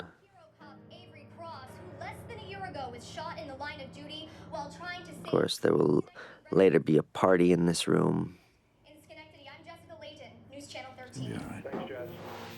In this whole house. And the great Harris Yulin exits the movie.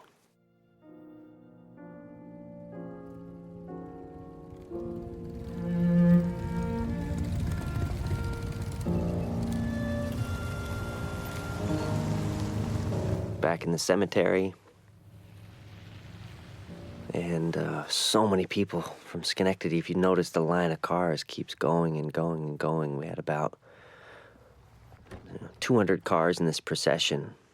There's people from Schenectady that were all ready to come be in part of the movie funeral.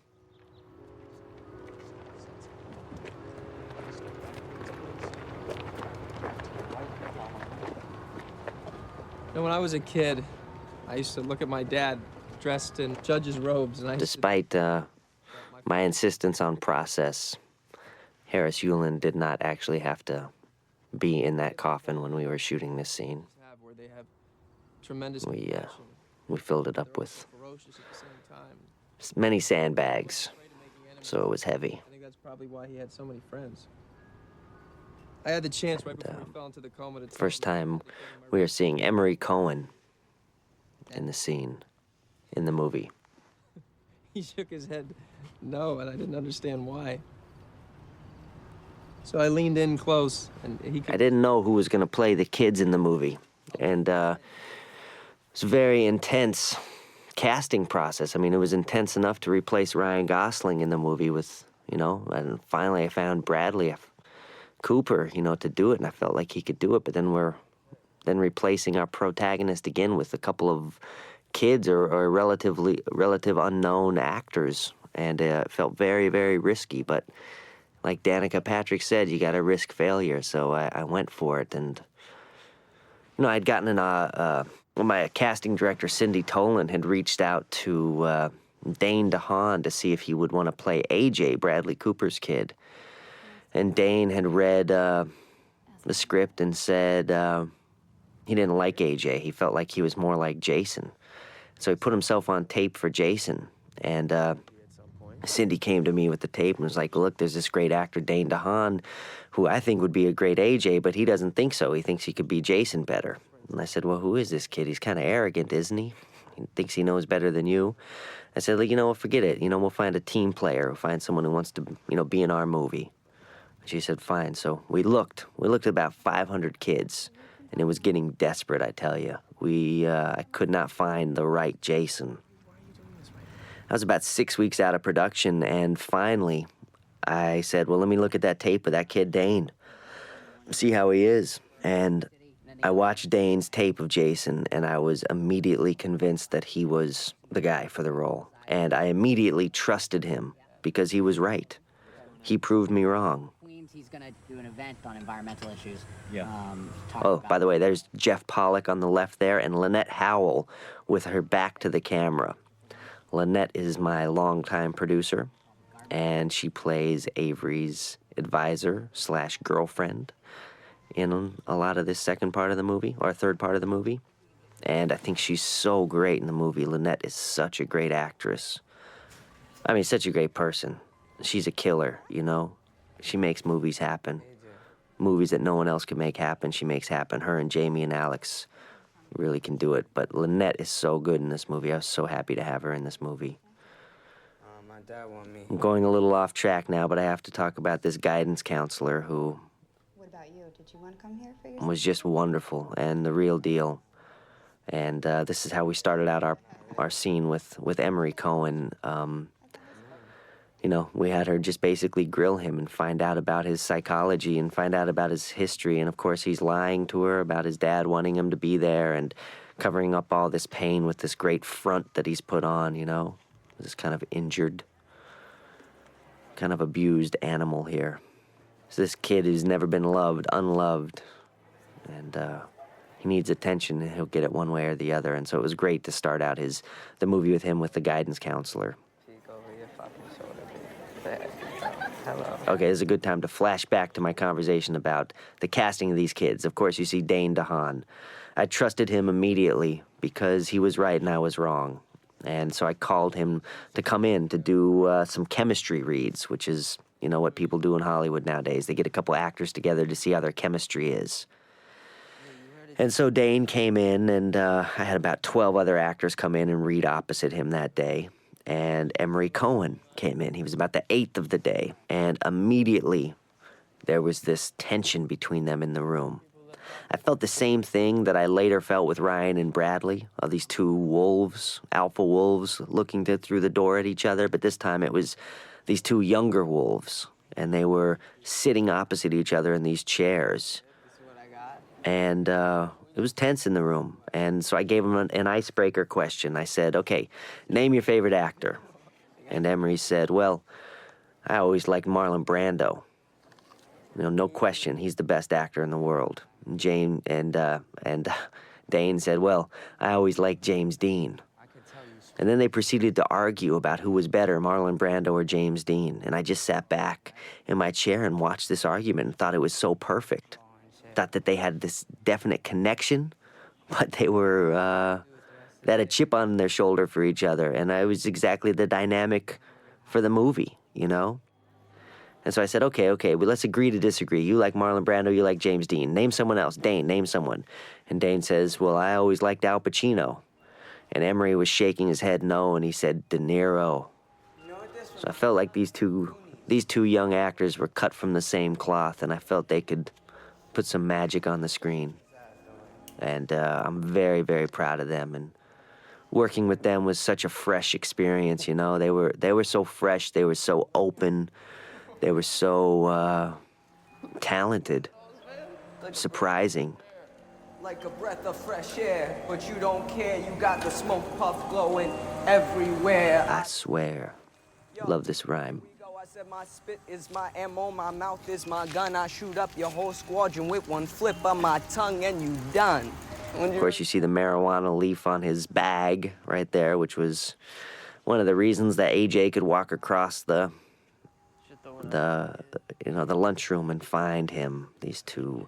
It was a bit of a coincidence, but it's also, it would be more weird if they didn't meet each other. It's a small town, not too many kids in that school, and, two druggies. I guess not two druggies, but two guys with a common interest in blazing, in making the pain go away somehow. Car accident or something. Shit. Yeah, this is kind bud, dude. But, you know where I could score some X?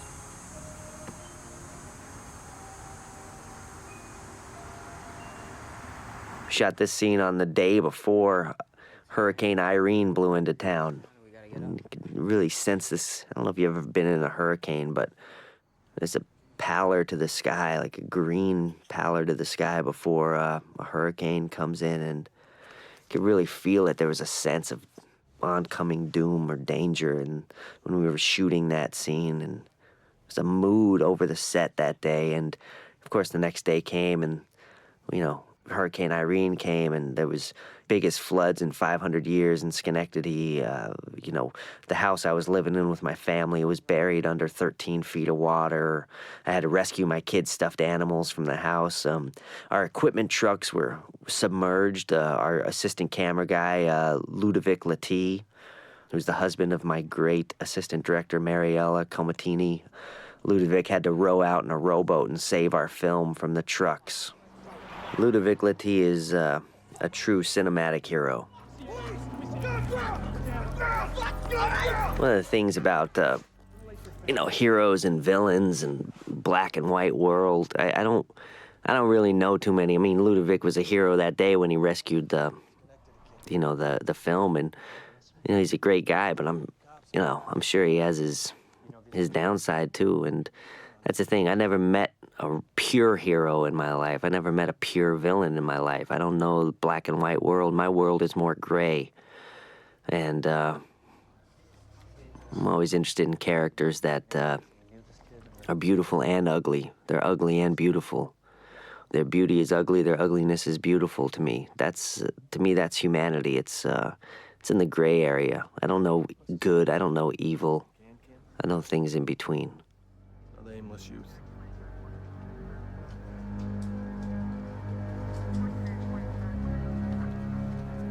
Gordon, can we kill the mic on room 3? Yeah.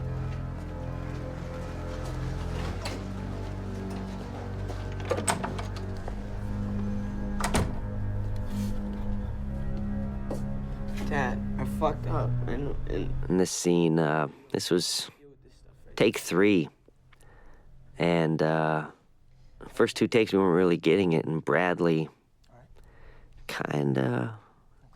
got very powerful in this scene, and this is a... That fucking smirk off your face. Did you hear me? I mean, Emery's head really hits the wall there pretty hard. Look at me. His hands were a little numb for the rest of the day after this. You think this is easy for me? And definitely one of my favorite performances in the film. For you. You can have anything you want, but I don't want you to touch that kid. You leave him alone. Do you fucking stand me? Say yes. Yes. Look at me and say yes. Yes.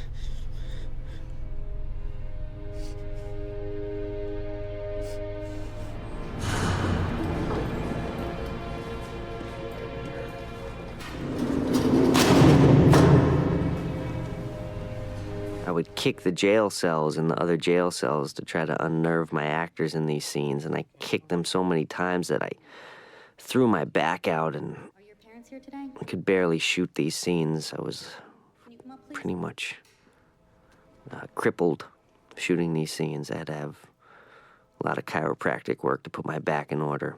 Anyway, hopefully I won't be having to kick jail cells anytime soon.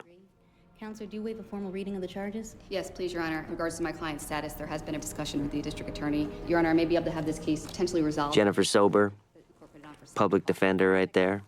Real deal. Schenectady's finest. Between 5 and 15 years. But I'm getting the impression from the prosecutor that they may be willing to reduce it today to... Again, she's just bringing the truth here, not the script. Would be time served, which is the day he spent in jail, and a fine. With a little bit of the script, though, because Avery has pulled a few strings to let him off the hook. Or at least the suggestion that he has. You can see General Electric in the background of that scene, of that shot. There's a great girl here, Kayla Smalls, who plays Jason's sister. She had more of a role in the film, but again, you know, I had a contract that said I had final cut if I got the movie down to 2 hours and 20 minutes. So I got the film one frame under 2 hours and 20 minutes, and Kayla's performance was one of those performances that had to get murdered in the editing room. And she's a great girl. She's gonna have a bright future. Don't worry about it. It's out of there in 5 fucking minutes, too. You think I'm gonna sit there and get fucked up the ass all night? What happened when you got home? Huh? Went upstairs. Tried to go to sleep, but I was still tripping like a motherfucker. There was a pull-up scene that we shot before this, which I kind of knew was never going to go into the film. But it was important to shoot it because I felt like it was good for these two actors to have little competitions on set, you know? And in the pull-ups, Emery did 26. Dane did 12. I didn't think Dane was ever going to get 12, though. He's deceptively strong. And even though Emery did 26, they weren't always full pull-ups, you know? Some of them were half, so I'd say they're about equals. What the fuck's your problem?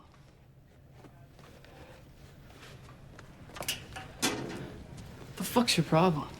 Chill, dude. What's your problem, Chill. AJ? Just fucking around. Be so serious. You got a fucking temper, babe. You need to watch that shit. It's gonna get you in fucking trouble. How's school, man? It's okay. I had trouble with So this family, Eva, Mahershala Hajbaz Ali, Kayla, and Dane spent a lot of time bonding as a family. They'd go bowling every Sunday when we were, when we were prepping, and they'd make family dinners together. And Dane would spend a lot of time in his room listening to music really loud, and they'd have to be in their house all day together. And so they definitely got a sense of. They had a little basketball hoop in the backyard. They'd barbecue, and just even for that one little scene that they have together, I thought it was important for them just to have a sense of history together. You know it to be true. I'm Mahershala Hajbaz Ali. That's the longest name in the Bible, Mahershala Hajbaz. And Mahershala Hajbaz. I don't really say it so right, but I always made sure I would say his full name. And I made sure everyone on the cast and crew knew his full name, too.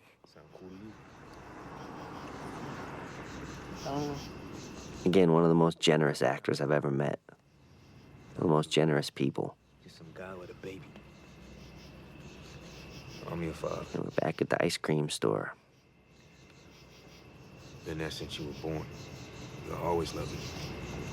Can you at least tell me his name?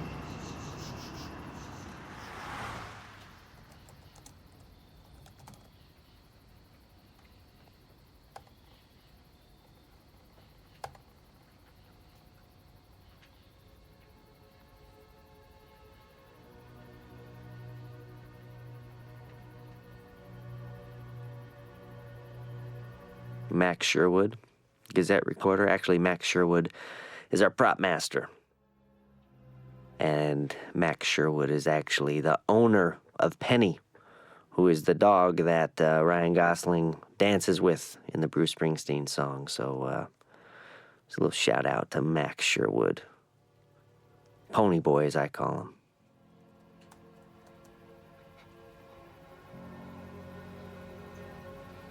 One of the things with the 15-year jump in the film, we had to make a choice as to how much we were going to try to age people.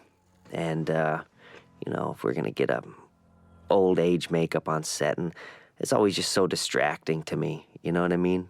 The, you know, latex makeup and stuff on people in movies, I never really believe it. So I just decided to really underplay it in the movie. I'd always looked at how Michelle had done her transformation in Blue Valentine, you know, from the past to present, and I always thought it was so subtle and so beautiful.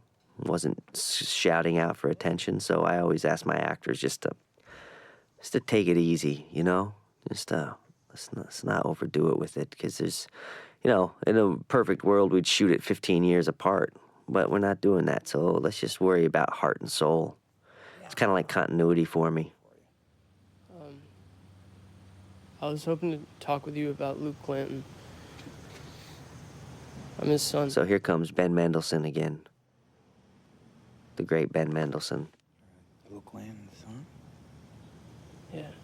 As written, again, this scene, you know, Ben Robbins' character was written to have a more menace than he does in the movie. He was written as kind of like a spider who kind of ensnares Luke in this web of deceit and trouble, and then all of a sudden when his son comes back years later, in a very cliched way, you realize, oh, his son's going to get in trouble the same way his dad was. But eventually Ben just approached it in a different way. Like when Ryan came in, he loved Luke. You know, it was almost a love story between these two guys, and he was just enamored with this character of Luke, and it was like the best thing that walked through his door in 20 years. It was a love story, and especially these little dogs. And so when Jason came back to visit him too, it was no longer about the menace. It was about the love. It was about, you know, paying tribute to this guy who used to, you know, being this guy who used to wear these goofy glasses and ride his motorcycle like lightning, you know? And that's another thing. The line in the movie, if you ride like lightning, you're going to crash like thunder. That was never written in the script. That's an improv line from Ben. Yeah. Best. Never seen another one like it. Best. That's one of my favorite performances in the film right there. Best. One of the best moments. Best to me. Yeah, I think we were.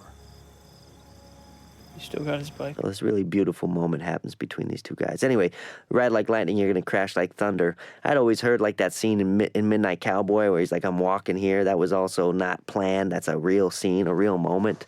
So many of the best moments in movie history, you know, Are You Talking to Me?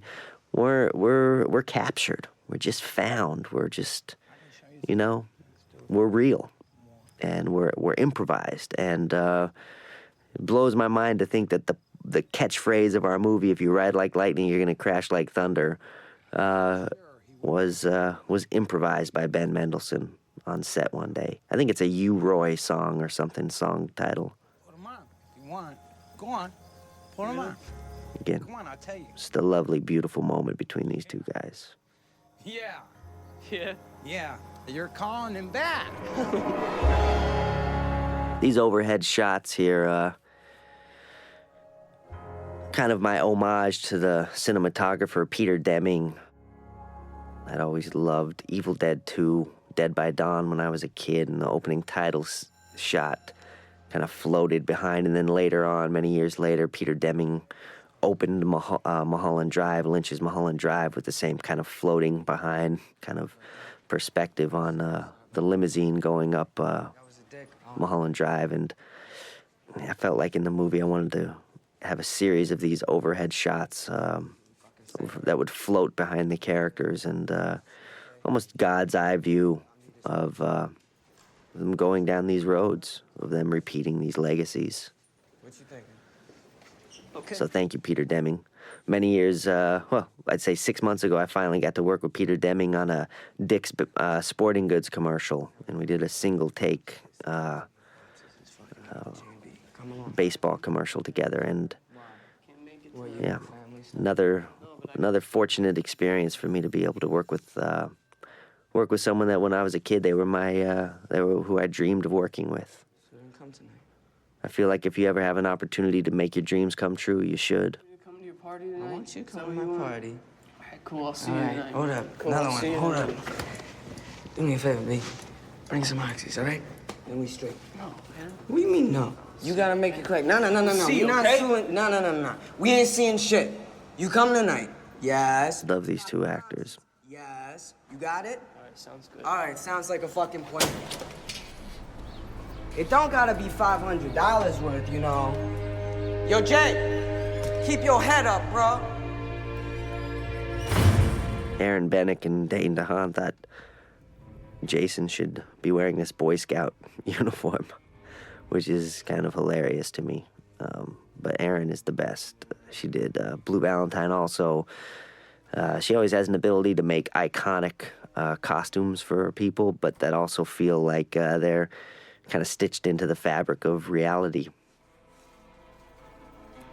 This is a place called Allmiller's Pharmacy, and we shot here, and because it was one of the few pharmacies that you could actually get behind the counter on, and of course, nice placement of some cards in the foreground there by my production designer, Imbal Weinberg.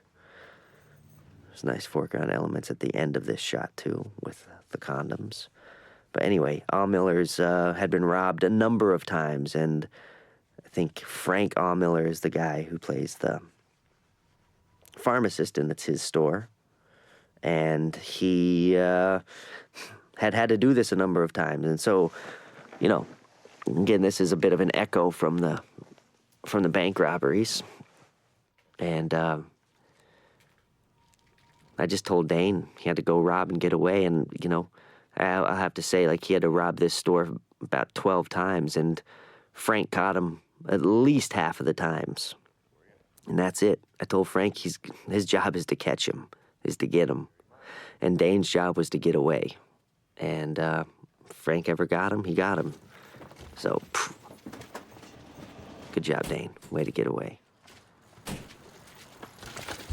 Motherfucker, get back here! Of course, when you're wearing low-waisted pants with no belt, it's harder to run fast. Cops in Brooklyn always told me that. There's another echo.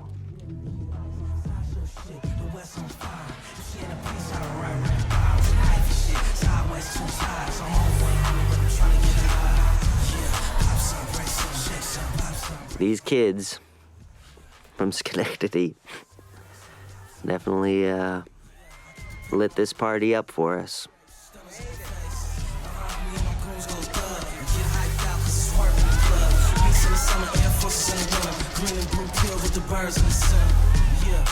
My assistant Krista Haley in the background, dancing it up.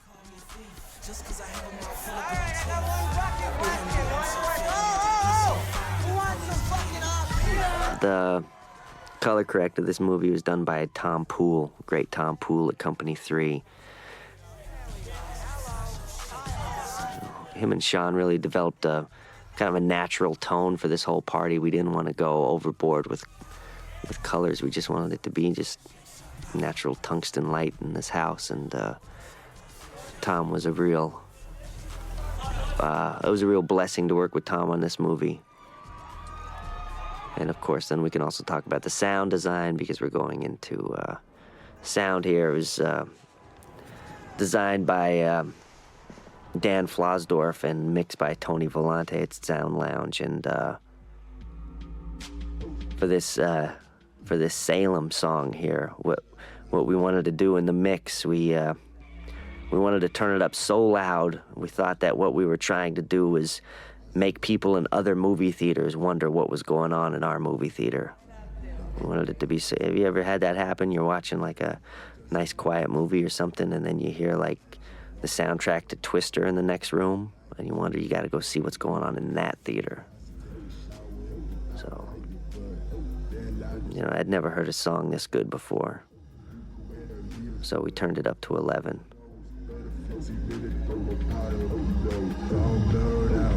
Wish I could see.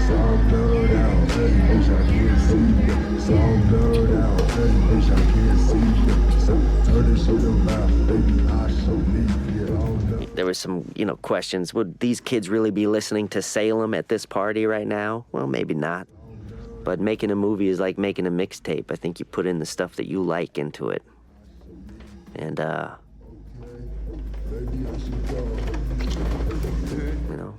maybe some of these kids will listen to it now.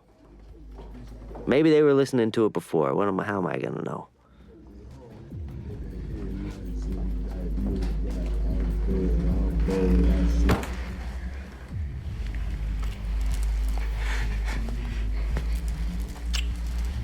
It's here, right?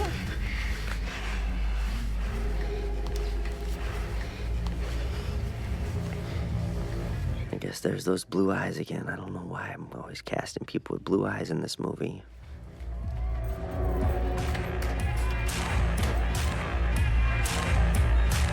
It's another single take. There's a lot of choreography to get this moment right.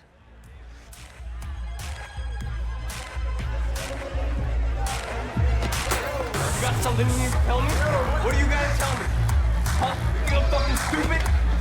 Yo, get the fuck out. You think I'm fucking stupid? Get the fuck out. You think I'm stupid? For some reason in my movies, there's always someone getting their face beat in. My first film, Brother Tide, had a guy getting his face beat in. Blue Valentine, Ryan Gosling gets his face beat in. And now Dane gets his face beat in. I don't know what it is. Maybe I gotta stop repeating myself with all these face beatings. I just hate violence so bad. You know what it was? I went to the Denver Bronco game one time. I always watched Denver Broncos on TV as a kid, but one time I went to go see a Denver Bronco game when I was like 9 years old. And there was a fight that broke out in the stands behind me, and there was one guy who took another guy. This other guy had long hair, and he had the guy by the back of his head, and he was bashing his face into a metal pole. And everything that was supposed to be white on the guy, his teeth, his eyeballs, was now red. He had red teeth, he had red eyes, and there was blood everywhere. It was like a mop. This guy was holding this hair, and the hair was like a mop that he was just banging into this pole repeatedly. And I don't like going to live sporting events anymore because of that. But also, I think that has found its way into my movies. It was a lot of trauma. I hate violence so bad.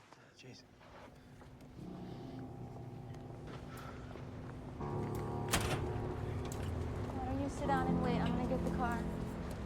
Okay?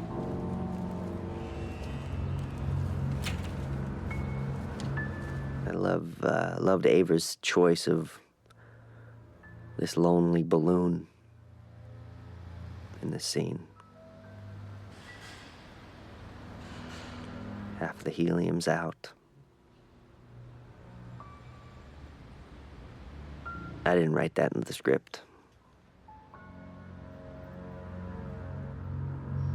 Should mention my other co-writer, Darius Martyr here, who we have kids that go to the same school in Brooklyn, and I'd been talking to him about Pines for about 4 years, and I was getting ready to shoot it, and I was about 6 months out of shooting, and Darius and I would always, after we dropped our kids off at school, we'd always go to the coffee shop and we'd talk about it, talk about movies, and pretty soon it just naturally evolved that we were spending all day at the coffee shop talking about Pines, and then pretty soon we were at my house writing it. And, for a film of this size, it took 3 writers to get it done. Kind of like on Blue Valentine, it was myself and Joey Curtis and Cami Delevingne. And, Darius is a great filmmaker. Also, he made the film Loot. And Ben Cochio's a great filmmaker. Also, he made the film Zero Day. And, I love working with other filmmakers, especially in the writing process.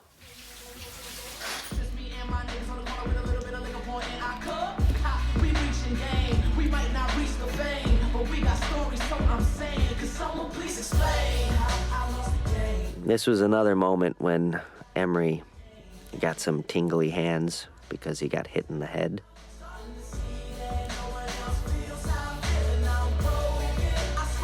think 3 concussions clocked on this movie. Sean Bobbitt once and Emery Cohen twice.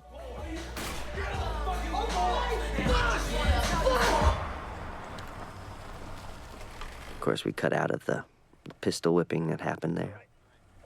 Left it for the viewer's imagination on screen.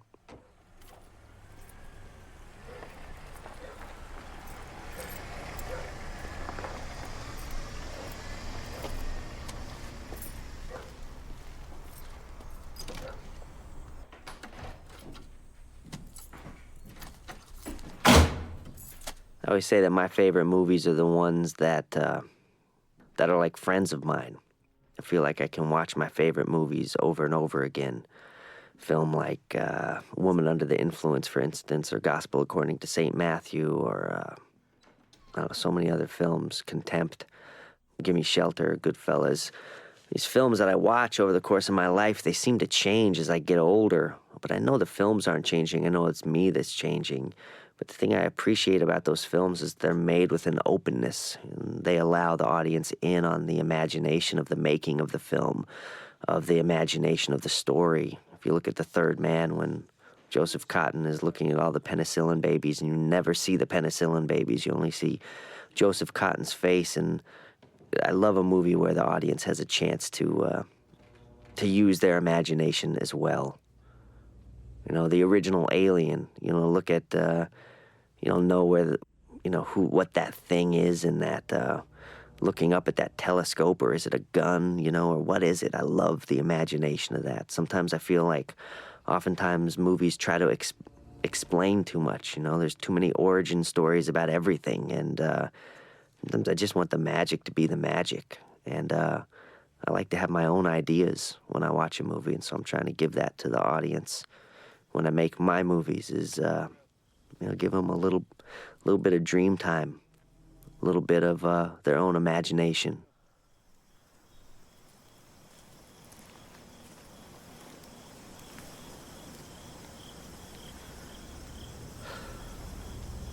Shooting this scene in the forest.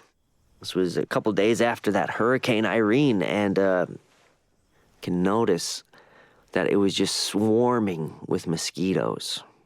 We had these electronic fly swatters that look like tennis rackets, but that have that electrocute, bugs.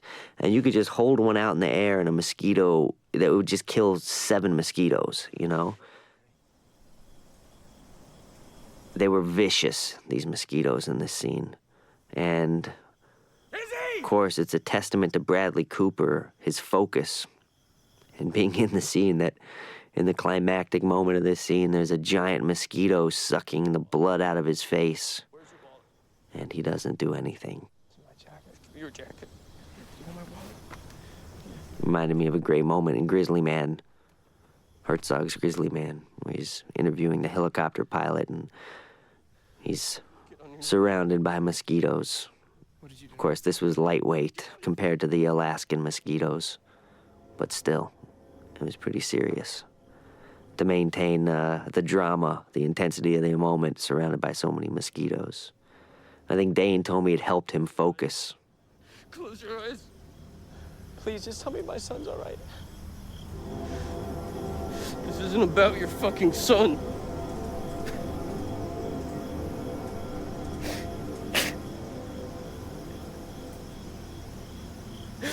This is the same music cue. It's kind of dread, insidious air, I think is what it was called, that that Jim Helton had created. It's the same music that plays right before Luke gets shot out the window.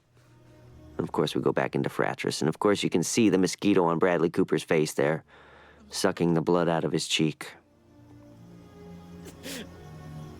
I'm sorry.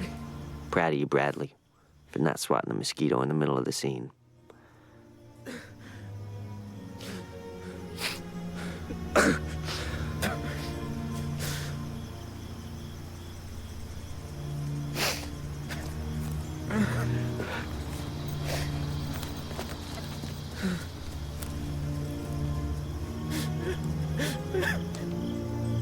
There it is. That mosquito on his face.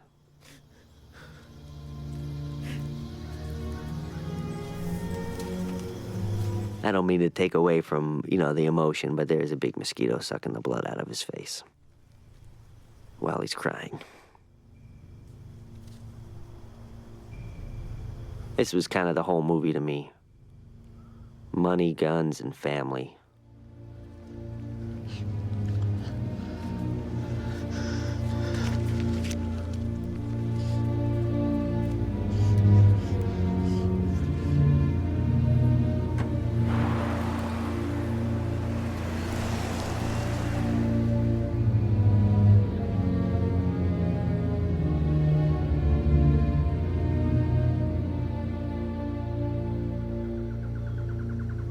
Last shot Sean Bobbitt shot for the movie. Right there. And then this is a pickup shot that Reed Moreno shot some months later. Both great photographers.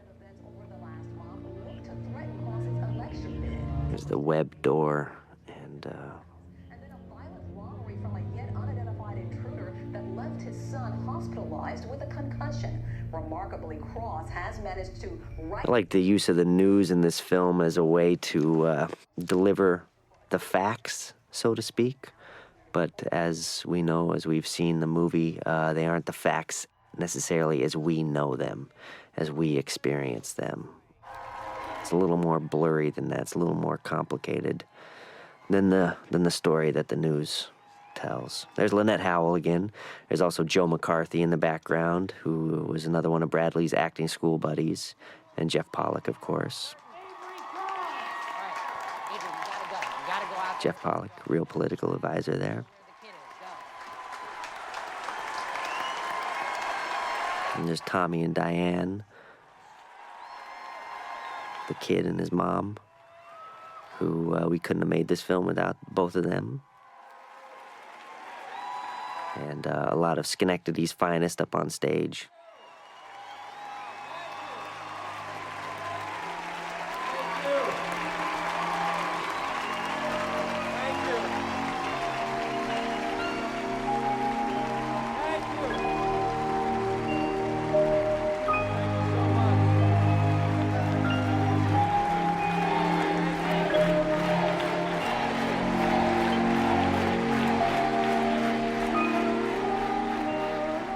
I love Emery Cohen in his whole performance feels, very, my heart goes out to that kid.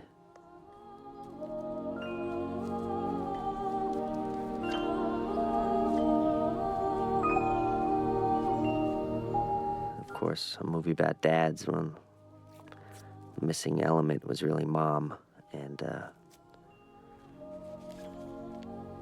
so I wanted to throw out the mom at the end of this movie.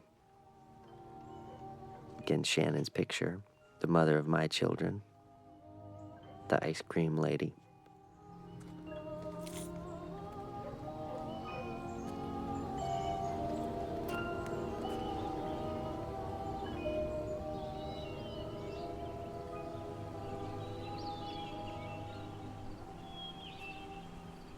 And this was the last scene we shot in the film.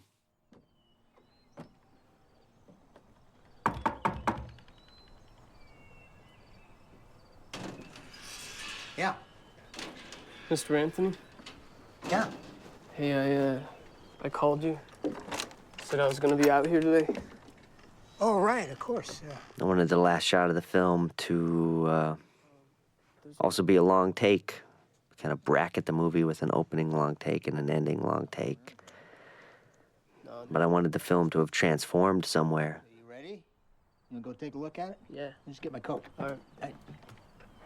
At the end of the first long take, we end in a cage, in a globe of death, the spiral, the cycle, the three riders in a circle. And the end of the movie, I wanted to end on a note of freedom. I had to think a lot. Ben and Darius and I had to think a lot about what we wanted to end this movie with. Was it going to be a movie about vengeance? What was Jason going to do with the gun at the end? Was he going to seek vengeance? That would be satisfying for the viewer, but not necessarily something I want to put out into the world. I'm not a vengeful person. Was it going to be hopelessness? You know, was Jason going to kill himself? But was it going to be a movie about suicide? But I'm an optimist, not a cynic, you know? So I felt like the only way we could end this movie was with forgiveness. And in forgiveness, I feel like there's freedom. So the last shot of the film had to be breaking into freedom again. Not going to a cage, but to that dream that Luke had at the diner with Romina.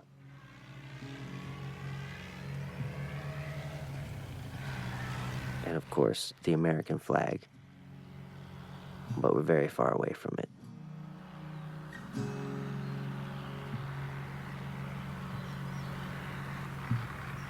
Someday my pain,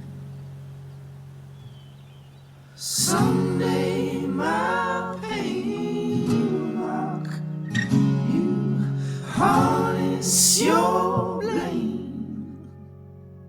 The title design was done by Chris Rubino, great artist. He also did the title design for Blue Valentine. You know, we had to think a lot about where we were going to put the title of the movie. It was in a lot of different places in the film, and eventually we chose to make it narrative and put the title at the end of the movie. To me, it's using the title of the film as part of the story. It's where he gets to. It's where Jason goes. The Place Beyond the Pines also is the Iroquois translation of the word Schenectady, where we shot this movie. Of course, you see a lot of great actors there. Dean Deniso, who was my wife Shannon's cousin. Many actors didn't make the final cut of the film, but they still provided so much for us on set and gave so much of themselves. And we wouldn't have made the film without them, so I hope they're still proud of the movie.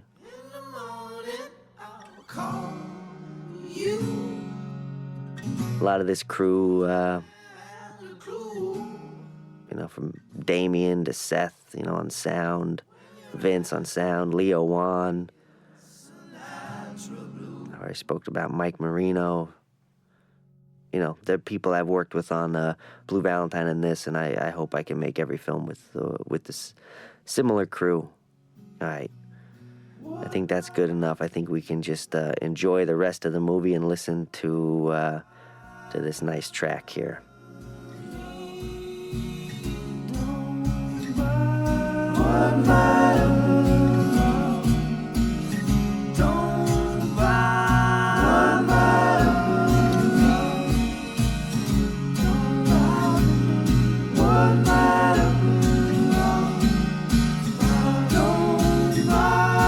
What